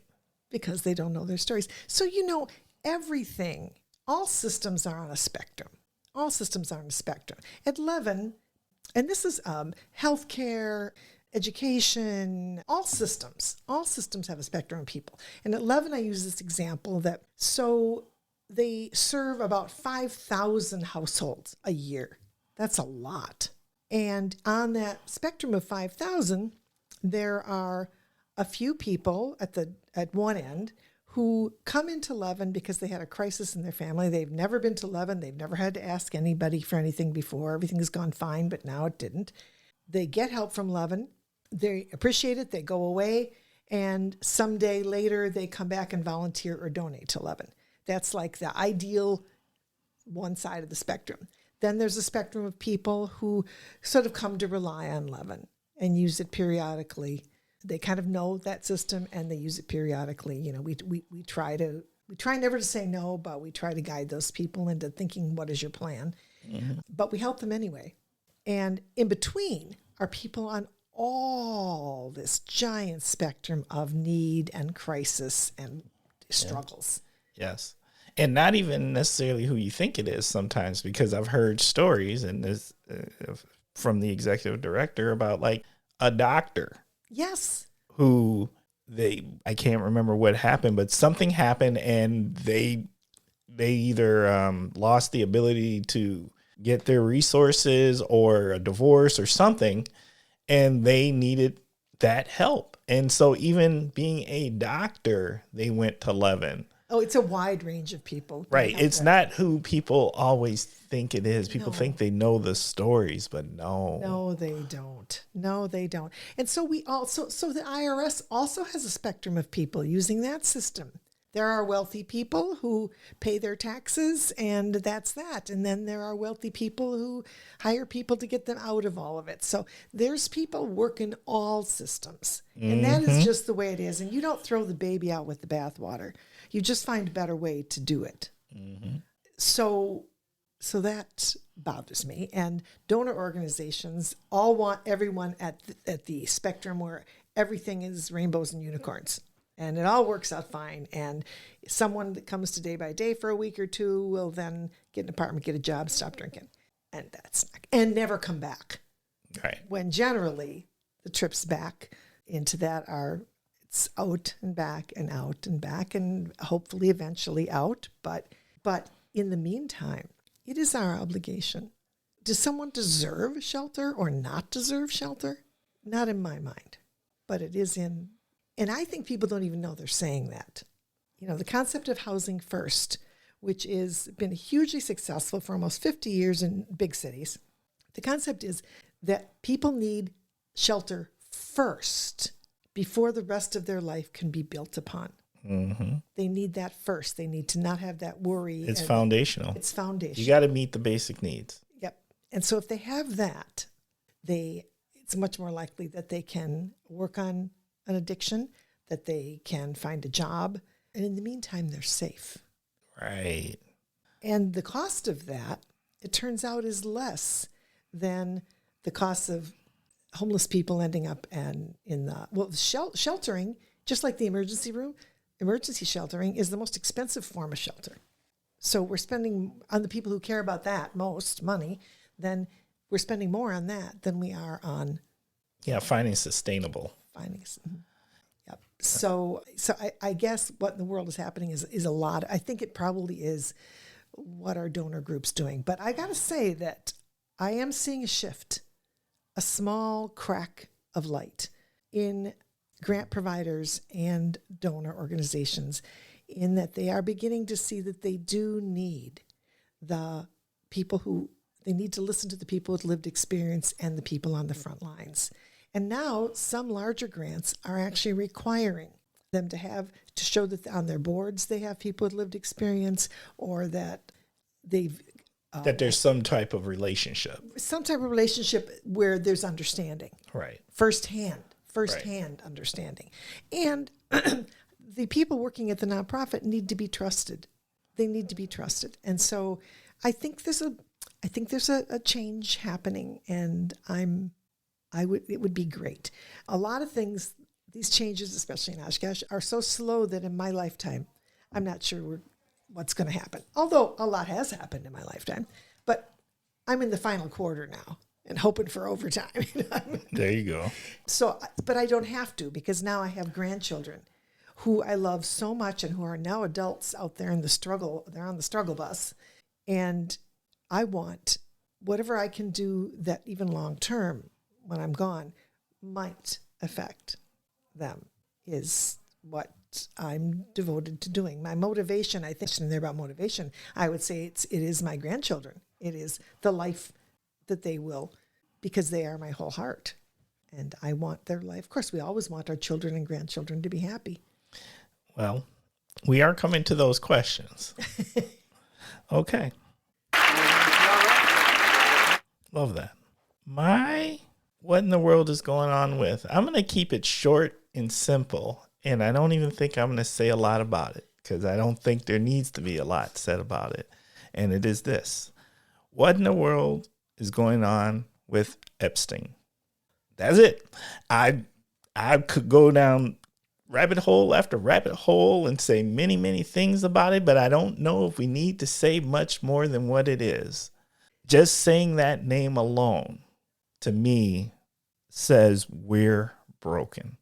And how did we get this broken? I agree. And I think that it is a really important thing. Yes. I think that ignoring it or saying, well, that's not important, is not. How is that not?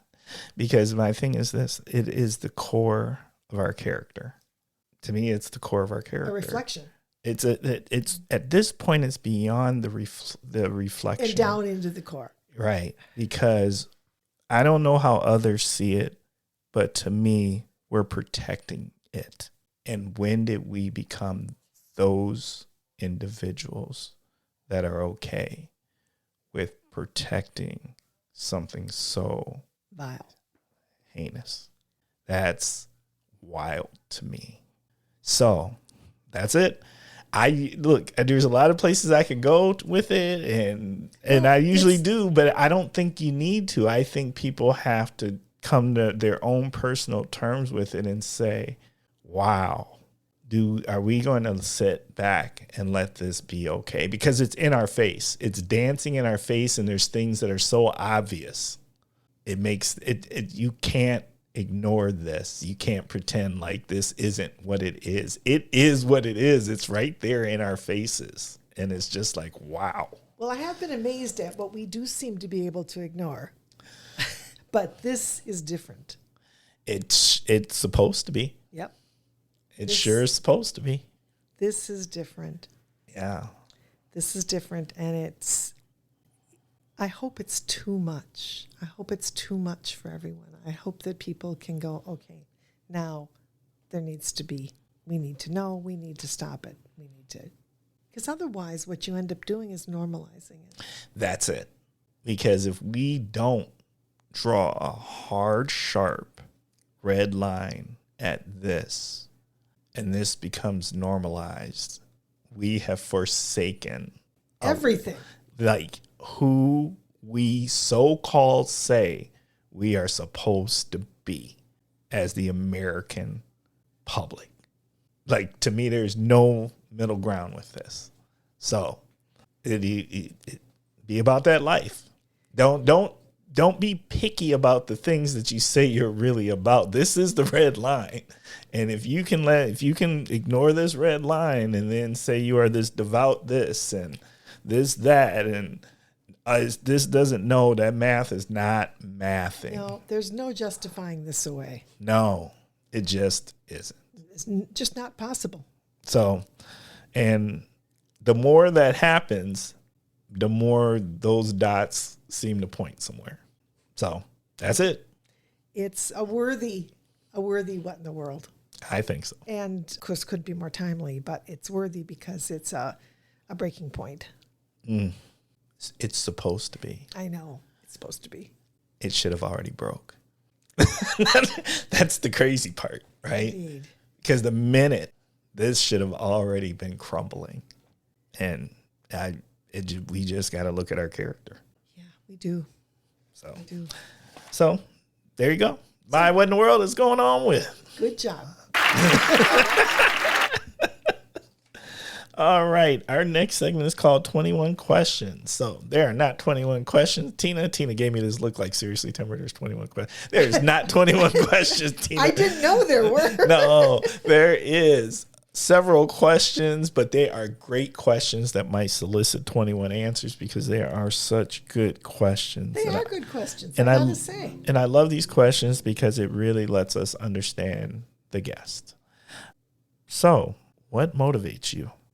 Well, lots of things motivate me, but as I said, I have to say that before I had grandchildren, I was most interested in working hard on things that would happen while I lived. And when my grandson was born, my first grandchild was born, that love that, I know this is a little cliche and you hear it from all grandparents, but the love that hits you is so profound that I changed my whole view of things. I'm like, oh, no, this person that I love, I mean, I felt like the Grinch. Like the moment he was born, I felt like I had this heart that was, I thought, way full. No room, or just a very little bit of room. Oh, no, it grew 10 times. And I thought it was overpowering. And I thought, no, I have to work on things that go beyond me that will be affected by him. And so it changed my view about what I wanted to work hard on. And my granddaughter, too. But the first one was a huge thing. So my motivation often is how the world is going to be for them. And now that they're adults, I'm seeing it. And I'm seeing what's extra hard that wasn't necessarily hard. Well, some things never change. Some things change a lot. But I'm seeing things that weren't hard for me that are just almost impossible for them. My grandson said, he just graduated from college. He said, my friends and I assume we'll never own a home. And that really shocked me. So that part of the American dream is dead with a big group. He's about 24, and I'm sad about that. So it's grandchildren motivate me. What worries you? I actually don't like the word worry too much because it seems unhelpful. But so this is small, but I like to think about what concerns me. So yeah, now I want you to remember that I'm 72. So maybe you don't remember things the way that you used to, but I really don't. So I have thought about this, about what I wanted to tell you about that. Yeah, it's still about grandchildren. In particular, I'm worried about their housing, their health care. I'm worried very currently about predatory interest on student loans because it can ruin their lives. Mm-hmm. It affects their lives so much. So I'm very concerned about that. And these are things that, well, the housing thing I work toward every day, but the health care and the predatory interest on student loans are things that I decided long ago to stick with one thing that would be my cause, because it could be anywhere. I have friends who call and say, hey, Tina, you want to go to this human trafficking talk? And I'm like, no, no, I'm just going to do housing for now because that's, I just got to keep my brain on that one thing. Right. What's left of it. But it doesn't mean I don't worry a lot about all those things. Healthcare is a huge worry. So my grandson's 2 years away from being off his parents. Yep. Yikes. It's a bigger yikes than you know. It's a huge yikes. I remember when my daughter was dating and then was getting serious about somebody, one of our first questions was, does he have insurance? That's terrible too. I know teachers who didn't really want to teach but taught because they could get insurance. It changes everyone's life. It does. So it concerns me a lot. What does success look like to you? I would love, if I was in charge of the world and in my dreamscape, I would love, Oshkosh in particular, but everywhere, to have complete housing continuum that had all its steps in place and working, from emergency shelter up to home ownership like Habitat, which is what I consider the other end of the spectrum, and then all the things in between, like Housing First, transitional supportive housing, all those things, vouchers, all those things in place with a central collaborative group working together on it. And we are making steps. We are making really, really small steps, and it's not going to happen in my lifetime. But that would be my favorite thing to see. It would make me happiest. A full housing continuum. What irritates you? Now I'm excited about this question since you are my prickly friend. So, so it's probably a lot of things. No, it might not be a lot of things, but I was eager to ask this. So what irritates you? Okay, on a small scale, on a small petty scale, because aren't pet peeves petty? I don't know if that's where the word pet comes from. No, pet probably comes from your favorite. But on a petty thing, my grandchildren will tease me about this because my mother always taught us, like when we were if she was in the car, well, we were walking down the street and we were walking in front of a car, a crosswalk or an intersection, and there was people waiting. She would say, it's polite to hurry. We don't have to run, but it's polite for us to hurry. Those people are waiting for us. And so now my grandchildren must have noticed me doing this as they were growing up, because now if somebody just meanders, the light has changed, they're just meandering across as if there's nobody waiting. My grandchildren go, oh, they call me Bugger. My grandchildren call me Bugger, and they go, oh, Bugger, where is that person's mother? Because that's always. Oh my God, that's so good. Because like their mother did not teach them. Where's their home training? Where's their home training? Did their mother never tell them that we politely walk a little faster when people are waiting for us? So I get teased about that one about my kids. They go, oh, Bugger, is that person walking fast enough for you? I go, just about. They had a mother. That is so good. They had a mother that told them that. Okay, that is a brand new one, and that is fantastic. It's not very important or life-changing, but... I don't know. I have that feeling, too, because I scoot across. I do, too. Yeah, you keep it moving there because they are. Yeah, and I acknowledge them. Right, and I acknowledge them. I always throw the hand up and say, hey, thank you. Thanks, yep. Yeah. It's just it's part of Midwest nice. It's just a nice thing to do. Yeah. What scares you? Well, I have to say that this is true for me, and I think this is an aging thing where you become scared of less. I think I've always been pretty brave, and now I'm like hopelessly brave, risk-taking, hopelessly brave. I am not afraid of dying, but I am afraid of languishing on the journey to it, because statistically, that's what we do.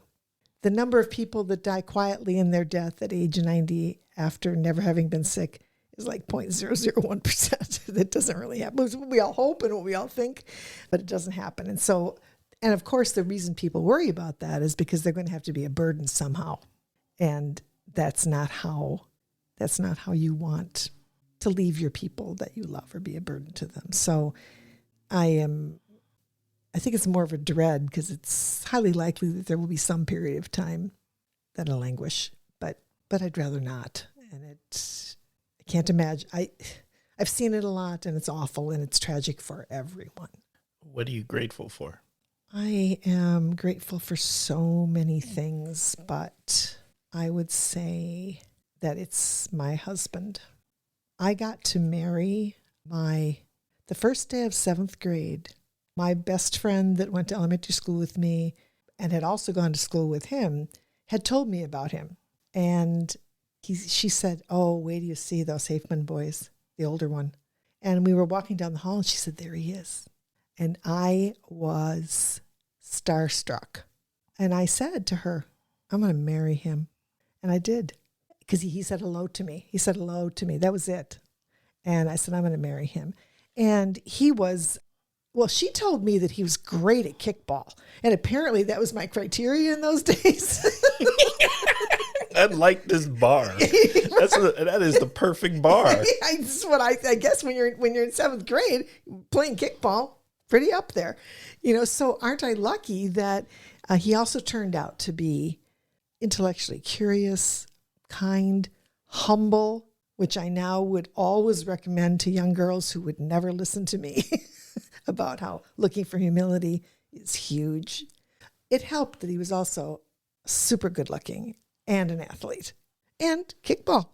Hey, Kickball. And so we were together.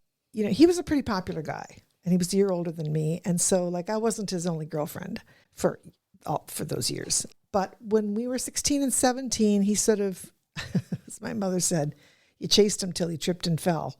And then he was 17 and he decided, I guess, that I was the one. And we were together ever since then. And we went to college here. We went and got jobs in the same school system. And he was so close with my family, just about. My sisters and brothers don't even remember a time without him. And I can't believe my good fortune. Who gets to marry their 12-year-old crush and then still feel that way? He's been gone now 9 years. And it's, on a good day, I can be happy. Well, happy is really not the right word, but I can be grateful that I had him. I was married for 42 years, but on a bad day, consumes me still and always will, because turns out grief doesn't go away or even get smaller. You just learn to manage it better.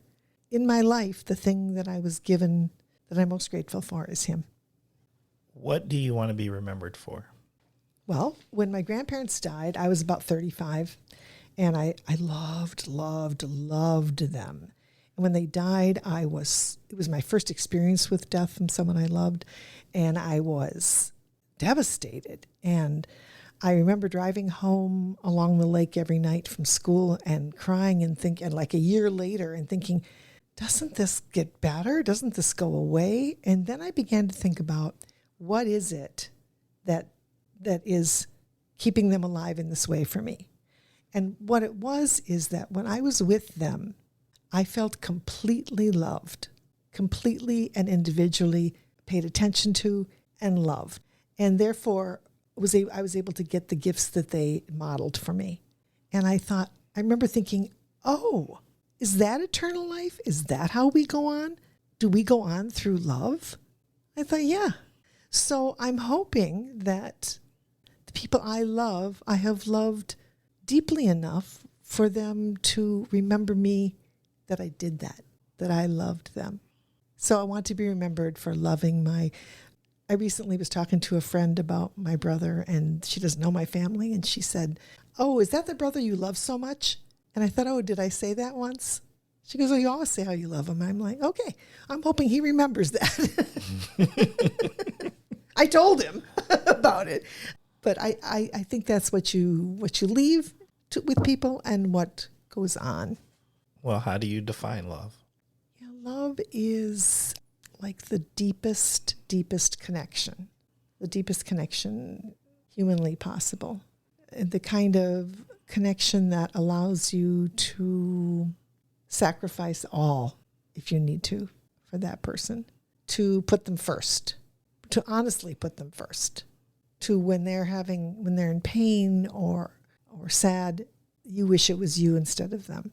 What is the most memorable life lesson you've learned from a parent, a guardian, or a mentor? Yeah, I learned a lot, but my mom was really wise, I thought. And I think you've heard me say the word connection a couple times, and you know that in the ebb and flow in the community living room that we believe connection is everything. Connection is prevention. Connection is love. And my mom modeled this. She was not a big teacher. I don't remember her saying to me, now, this is what you need to do, or this is what you need to do, but she modeled things, and I wanted to be like her. And she connected so much with people all the time and all kinds of people that one of the things we say in our family is that Mom ended up sending Christmas cards to people she was in line with at the DMV because she just talked with everyone and made them feel special. Along with that, she was really generous. So I saw her do this a number of times. A woman was at her house helping her wallpaper. And they took some pictures off the wall, and the woman said, "Oh, Marianne, I've always loved that picture." And my mom said, "Oh, take it." And she couldn't believe it. And my mom insisted she take it. And now my mom's gone too. And now when I see that woman, she tells me the same story. "I can't believe your mom gave that to me. I can't believe that she just up and gave it to me. Didn't think about it, didn't ask anybody, just up and gave it to me." And so I try to do that too. People remember how you make them feel. Right. That's what it is. My mom affirmed people. So I'm not as good at it as she is, but I'm getting there. All right. So I must set the scene for this question. You have the opportunity to go out and talk in front of a large crowd of your community members, former colleagues, people who are interested in the same things that you are interested in. You are the keynote. You are that person. Now, to get ready to walk out in front of these people, to get the energy right, there must be a walkout song. What is your walkout song? Yeah, I have one, and I've had it for a long time.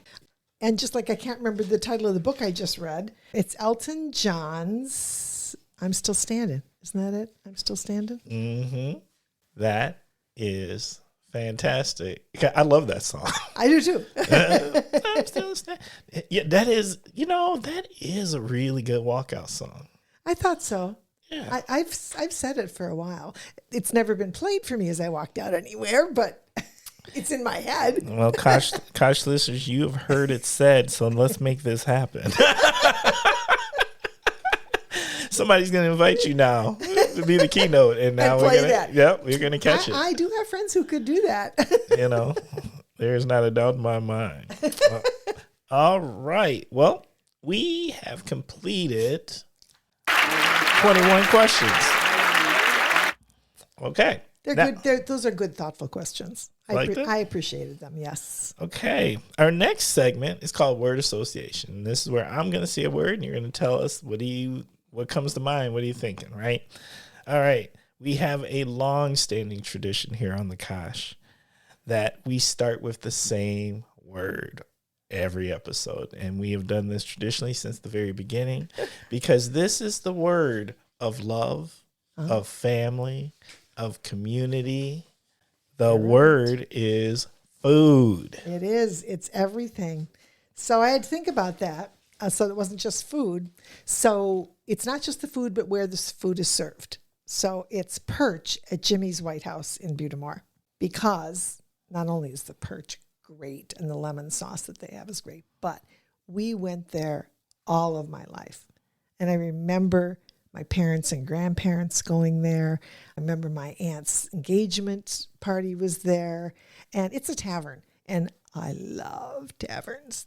I'd much rather do taverns than fine dining. And Jimmy's was an old tavern. with, tin ceilings and all the woodwork and booths that are real cozy and that super cool bowling game you played when you were like 5. And they had bubblegum cigars. So I've loved that place ever since I was very little. Our parents' friends went there. My friends' families went there. You could take a boat there, and we did that sometimes. It was always exciting to go to Jimmy's. And it was in Butamore, so it wasn't wasn't right in Oshkosh. It was in Butamore. And and it's on the top of a hill that leads down to the lake. And once, when I was about 7, my brother was about 3, we were eating there with my grandparents, and we were out on the back porch, and my brother was bored and out playing, and he got in the car and he put it in neutral, and the car was heading down that steep hill to the lake. And my grandpa got up, had to run all the way through the building and all the way to get to the car halfway down the hill, and he did it. Wow. Bruh. So whenever I go there, when I turned 70, my family said, "Where do you want to go?" I said, "Where do you think I want to go?" "I want to go to Jimmy's." There's lots of feelings there, lots of feels. I love that. Cocktail or beer? Well, my favorite thing to do is sit on the deck of my friend's house with my neighborhood friends, and one of them makes a variety of slushies in ball jars. And my favorite one is an old-fashioned slushie. So on a really hot day, we sit out there and goof around and then get silly drinking old-fashioned slushies. Okay. That sounds like a good time. It's a very good time. We have an unbelievable time. Shop local. Oh, Kits and File. If Kits and File ever closed, I don't think they're allowed to. I don't know what I'd do.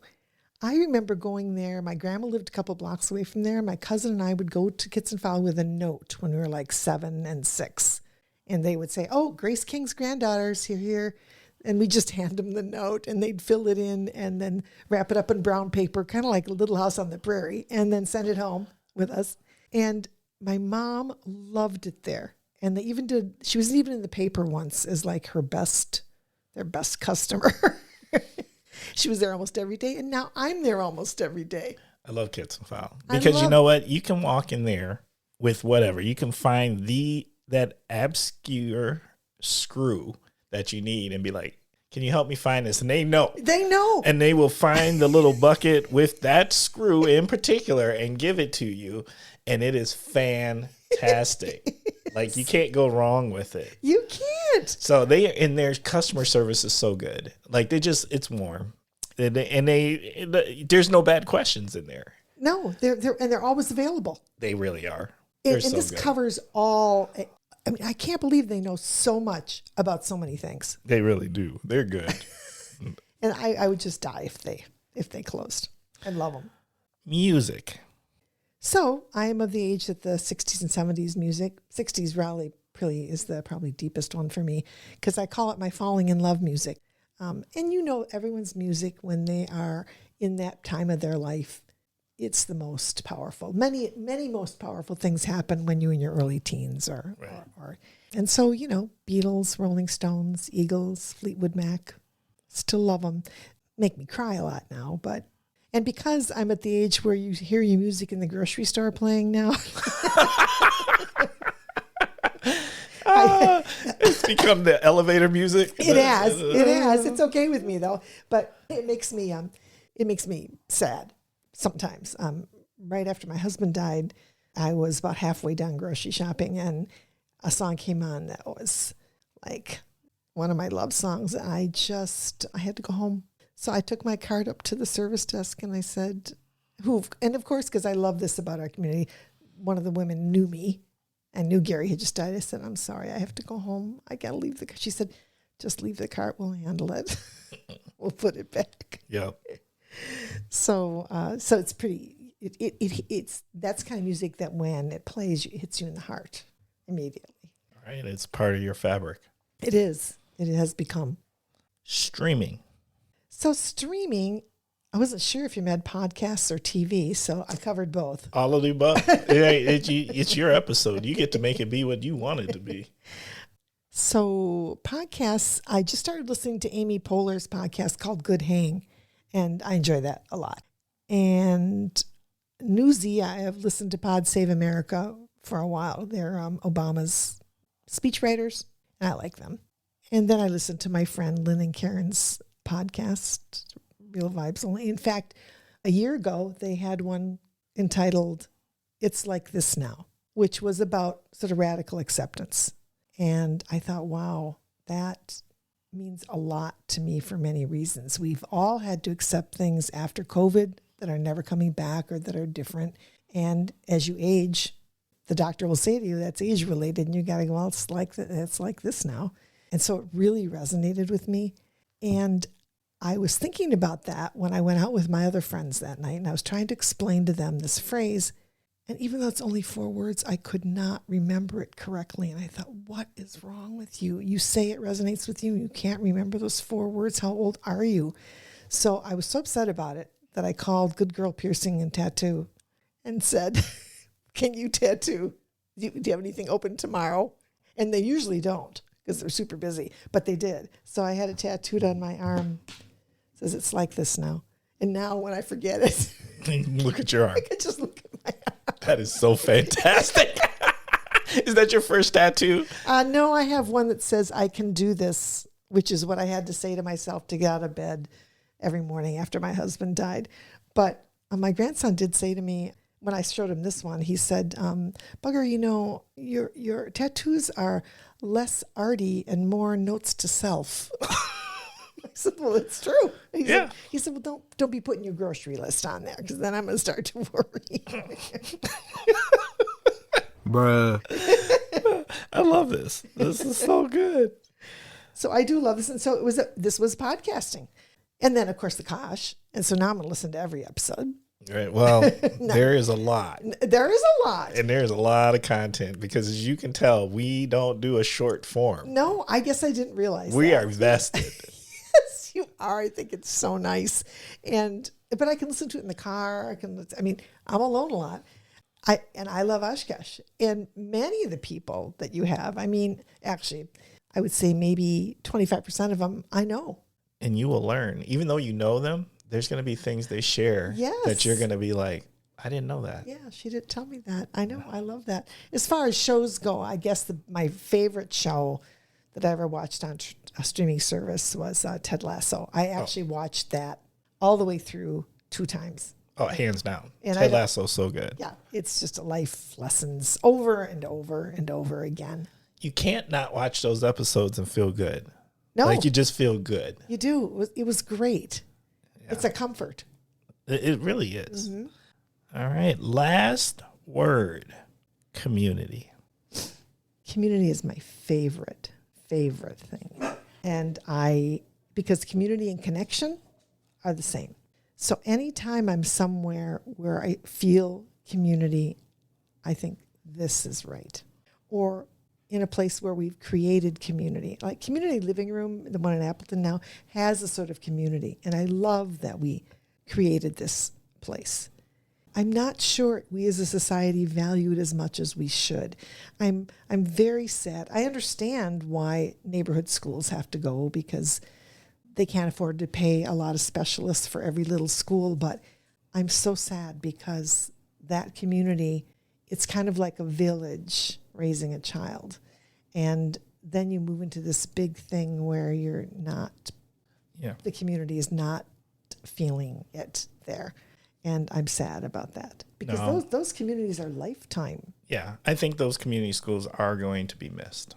Very much. I understand the economics involved in it. Me too. But the community, as someone whose daughter went through here in Oshkosh and went through Washington and Webster and on to North, and that whole neighborhood trajectory, going to school with those same kids that are in this neighborhood.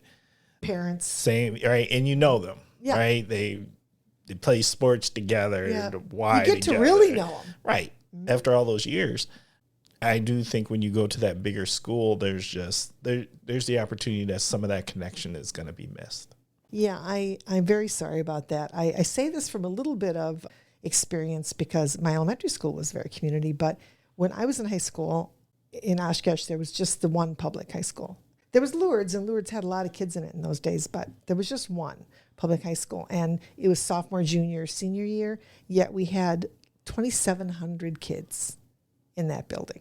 So my class was almost 1,000. It was like 900 and something. And it was so big, and the halls were so crowded. You really sort of had to walk sideways down those halls. It was so crowded that it actually prevented people from making community. You could get community at school by being in the choir or Right. being in the band. The clubs, things The clubs, to engage, thing- yeah. And you had to do it to have that. But as a, when I go to a reunion now, I don't know so many of them because I didn't know them because it was too many. And that's what I worry about with these big schools. So the sense of community is, and you know when you walk in a place if it has that feel or not. It has that sense of community feel. And I'm afraid we're losing them. Public community places are becoming rarer and rarer. Thank God for the libraries still. But I think it's an essential component for mental health. It's a connection thing. Community equals connection. Facts. All right. We have completed word association. All right. Our next segment is called Kosh Hidden Gems. And this is an opportunity for our guest to share a hidden gem. And a hidden gem doesn't have to necessarily be associated with the Kosh. It can be something you think everyone knows about, but maybe there's details that people don't know about. Or maybe it's something you don't think a lot of people know about. What is your hidden gem? Yeah, I had a hard time with that because I think I know everything about Oshkosh, although people do say hidden gems to me, and I'm like, really? But I have to say that I get the most questions about this probably because of what I do. But those ARPA funds that came to governments, one of the best things done with it in Winnebago County was the establishment, a pilot for the HELP program, which is a little like Leaven. I think it stands for, I don't know. Eviction prevention is two of the letters, eviction and loss prevention. And they started out with Sarah Brown at the head of it. And I think she has maybe 4 social workers underneath her. And they mostly do help with sheltering, but they help with whatever anybody has. And so you can call there, and they do it fast now with a sense of urgency, which is just so rare. I mean, to tell someone who's in urgent need of something that they can fill out this paperwork and we'll call you in 2 weeks is just not okay. And it's so common. And there, you can call there, you can go online, you can just stop in, and they will work with you where you are with the problem you have. They also do outreach. They go to Day-by-Day, check on people. If someone calls and says there's someone I think homeless here, they go. When that program got funded as a pilot, I was so thrilled. I read about it, and I got up out of my chair and drove there and met Sarah because it's just down the street from where I live. And she is great. And I don't think many of us run into people who need help. It's not just a church. It just happens. It might be a neighbor or a friend's child or something who needs help, and we don't know what the resources are. We don't know where to go. Help does. So they are an awesome place to go, and not many people know about them. I didn't know about them. So this is new to me? Oh, well, you're going to like it. And, you might want to have Sarah here because I love working with her. Oh, Sarah, you just got invited to the Kosh. Yeah, she's probably not going to be happy with me. Well, she's on vacation. Yeah, they are amazing. I so hope that because the pilot was so successful, that the county will now go ahead and fund it. I did hear one county supervisor say they never had any intention of funding it. And I'm like, oh my gosh, that's what pilots are for. You got the money from ARPA to try this experiment. You didn't even have to worry about it. I don't know. It just sounds to me like that the community needs to come and just say, this was effective and we want to keep it. Well, there's a lot of people that will, because a lot of people have been helped. And she coordinates so well. I thought I knew all the resources, and I'll be talking to Sarah, and she'll say, I went here for this. I go, what? They have that? She knows all of that stuff now. She can refer people, help them. So I'm just dying for them to be funded. And it will, I think, happen at the end of this calendar year, I think. So if you have a county supervisor that you ever run into, mention it to them that the HELP program is essential if we want southern Winnebago County to have any kind of the help that northern Winnebago County has in Leaven. I can't say enough about it. Love them. They're 20 years younger than me. Oh, they're kicking it. They're having a good time. They're twins. They're wild twins. Oh, all right. They probably have men now. You said, but give them this much time, Yeah. they'd have met somebody. Yeah, definitely. Probably left. Oh, that is hilarious. Okay. Let me see. We just did that. And okay. Are you checking on me? It's pretty nice. Totally. Okay. At this time, we are going to move into my favorite segment of the Kosh, and that is story time.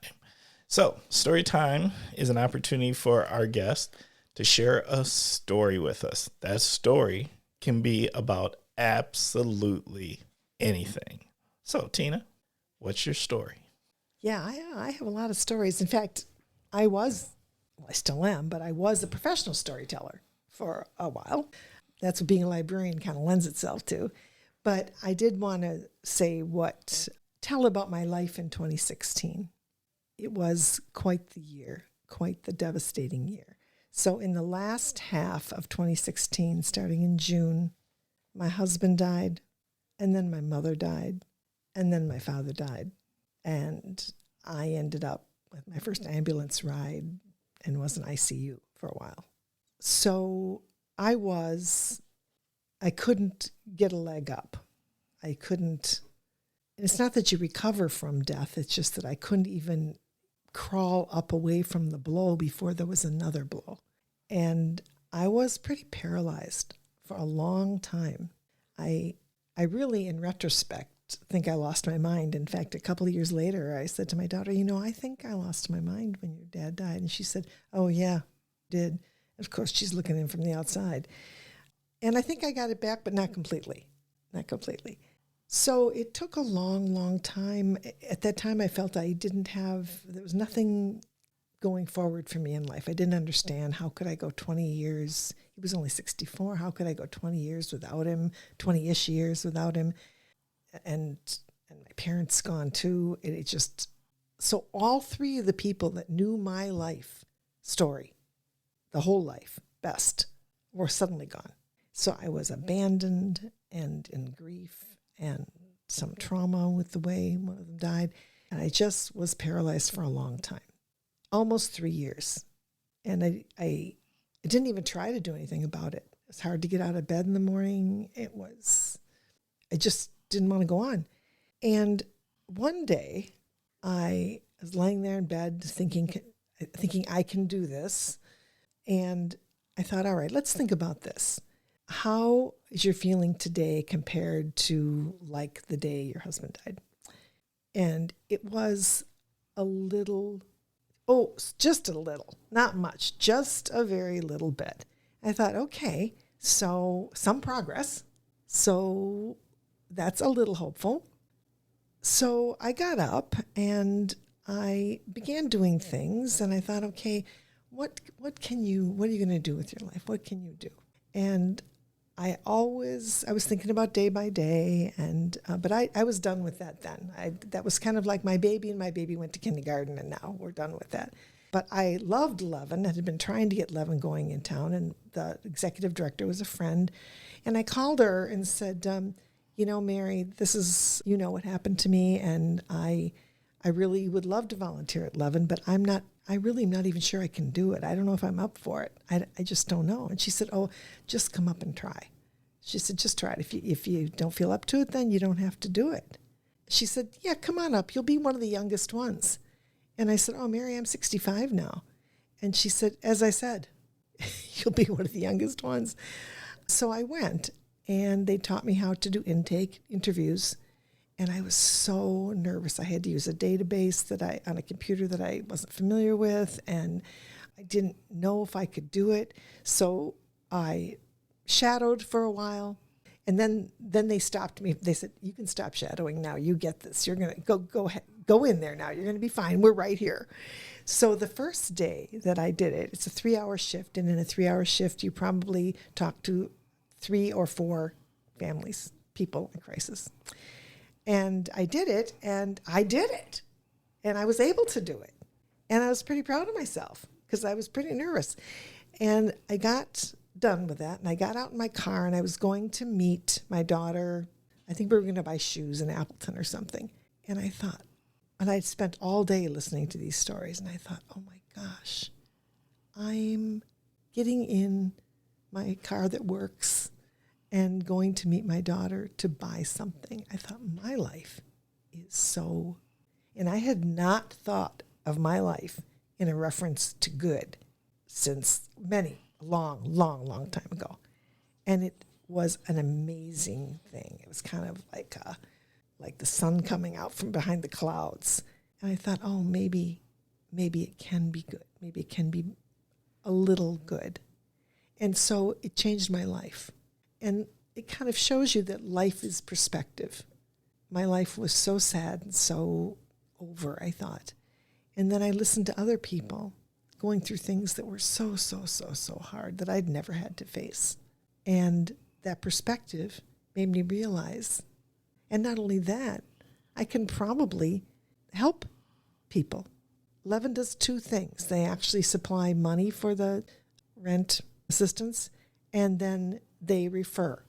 And because we have so many agencies right in the building, sometimes I'm talking to a person and I'll say, okay, we're going to pay half the rent or something. And I'll say, how is it with your utilities? And they go, oh, it's bad. I'm really behind. I go, well, have you been to energy services? And they go, no, but I can't go. I don't even know where it is. And I don't have gas in my car. And I can't, I already came here and this is hard. I said, well, I get that, but the office for them is right next door to us. And I can just take you over there and have Gretchen help you if you want to, and you don't have to. And they're like, oh, well, if it's right here. And so I give them a warm handoff to somebody in energy services, and they help them. And I know that person leaves feeling lighter. I know they do.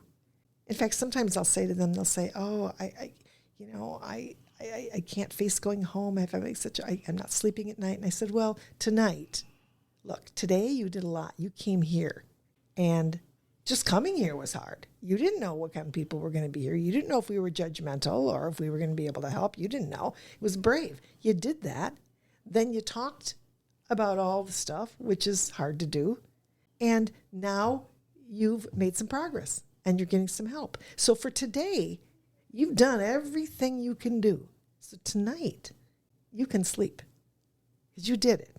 So don't think about it anymore today. And I love that. And so that is my story, that Leaven actually changed my life. I sometimes feel a little selfish talking about Leaven in that way because I get a lot out of it. I get that perspective on life, and I get some credibility when I'm able to talk with people about how people are living now in this world, in this country at this time. Because people in my conversation can say, well, I heard this, or I heard this. And I can go, well, actually, it's kind of like this.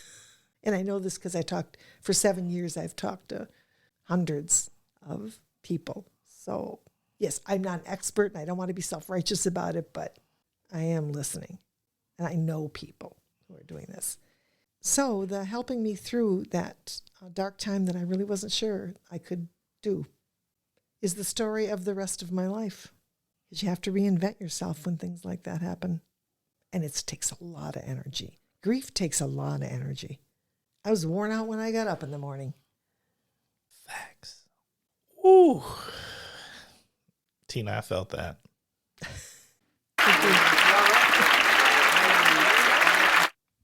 Thank you. Thank you for sharing. Thank you for being vulnerable with myself and the Kosh listeners. And thank you for the work you're doing. Well, thank you for listening. I mean, that is, it's always therapeutic to tell that story. I'm always reminded of that. I love the stories. People will say to me now, oh, I don't know. I probably already told you this story about Gary, so I won't tell you. I go, no, tell me again. Tell me again. Stories never get old. No, they don't. They do not. All right. Well, we're going to start wrapping up this episode. All right, Kosh listeners, you know what that means? And you know what I'm going to say? I'm going to say thank you, thank you, thank you. Thank you for spending time with us. Thank you for giving us your minds and ears. Thank you for listening to another amazing community member out here making our community a better place.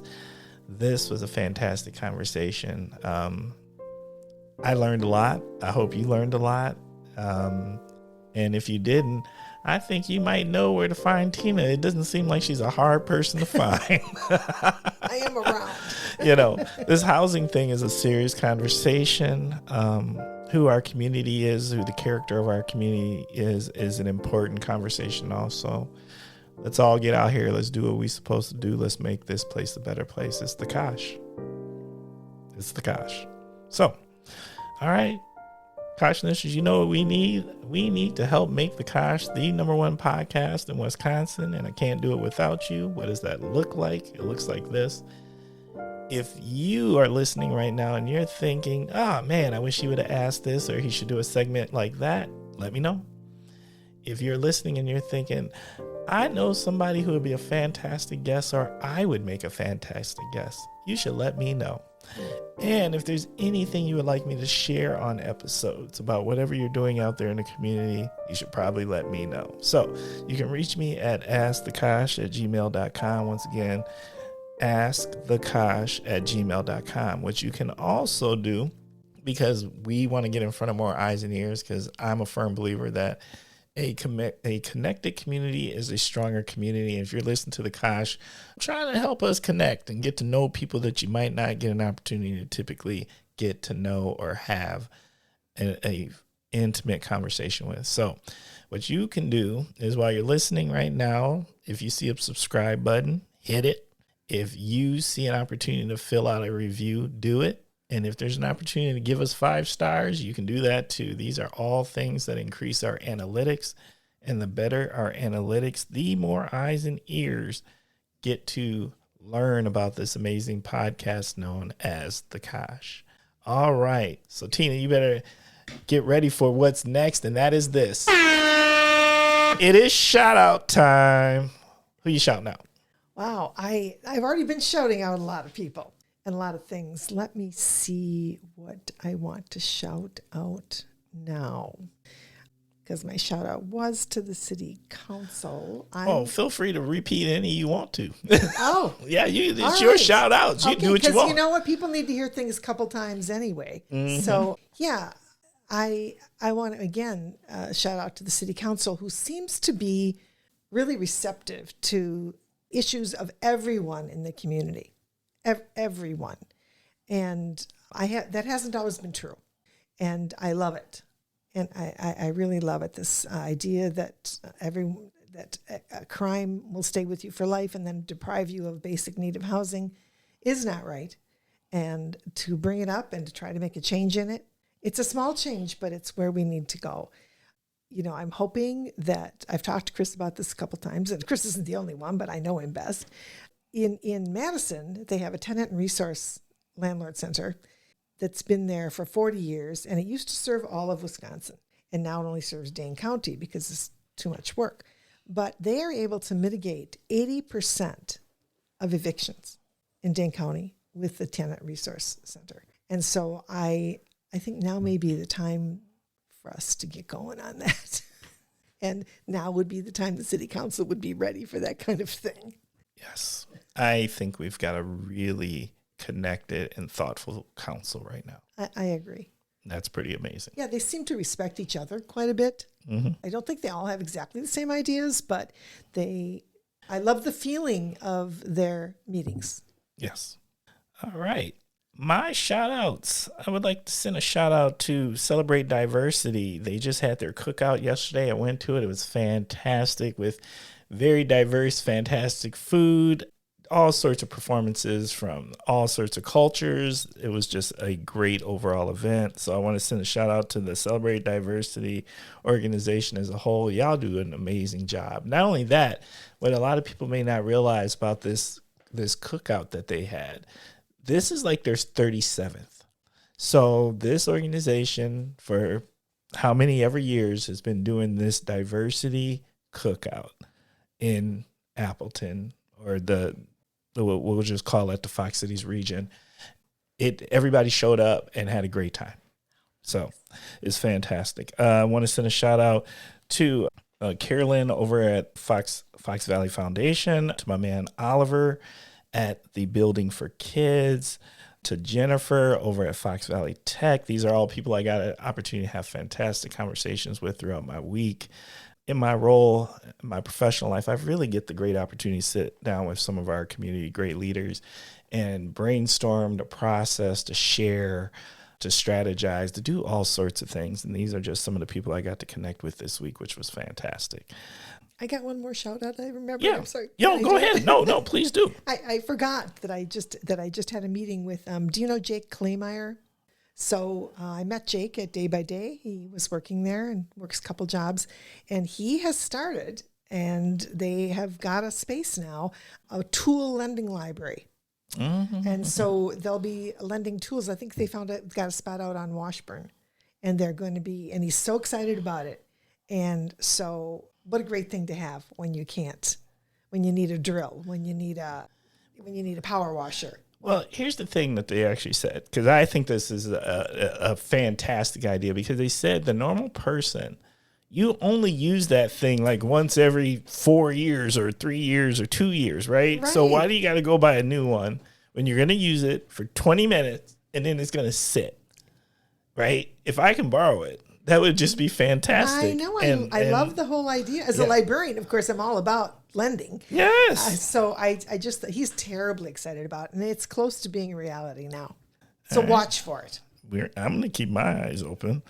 Shout out to Professor Folcom, who is also a king over in Africa. And I got an opportunity to go and break bread with him. And he is a tenured professor at UWO, if you've never taken any of his classes. But I just had a fascinating conversation with him. I learned a lot from him about his culture and the things that he's been doing here, and his family, who, oh my God, the number of PhDs and medical doctors in his lineage of children is insane. So thank you for everything you're doing for our community, you personally and your family members who are here helping to make our community a better place. And then my last shout out always goes to the wife. Thank you for continuing to let me make this podcast in the house, baby. Thank you, and I love you. All right. So we got one thing left to do, Tina, and that is this. You get a choice. You get multiple choice. Oh, good. All right. Option A, you can leave some parting words of wisdom with the Kosh listeners. Option B, you can tell the Kosh listeners, what would yourself today tell your 13-year-old self? And option C, it's not really good multiple choice if you don't have an all of the above. So you can do both. So how would you like to close us out? Well, the things I would tell the 13-year-old self would be things the 13-year-old self would never listen to. So I probably wouldn't attempt that. I doubt that I would have listened to that, even though, and there's a ton of them. So what is my first choice? My first choice was parting words of wisdom. My parting words of wisdom are to please think about this. It's kind of a delicate subject because we have so many good people. I'm a big believer that there are more good people than not in this world. And in this city, there certainly are. They're everywhere. It amazes me. Like it amazes Timber to find all these people he can interview. I'm always amazed at the kindness and the fellowship we're surrounded with. But we need to be thinking a little bit now in these times about going past charity. Not past it, not leaving it in the past. We still need charity, but we need to be thinking about system change. so that as the food pantry needs to be bigger and the shelters seem to need more, we need to think about, why do we need these? And what are the changes we can be part of so that this doesn't happen? So it's not that I don't understand that charity is extremely important and extremely appreciated, but you need to go past it just a little bit and think about system change. It's a little harder with system change, but you can do it because we can do better. Facts. Okay. Tina, what'd you think? Loved it. Thank you so much. I am honored to be part of this group. It was my bucket list, I told you. The Kosh.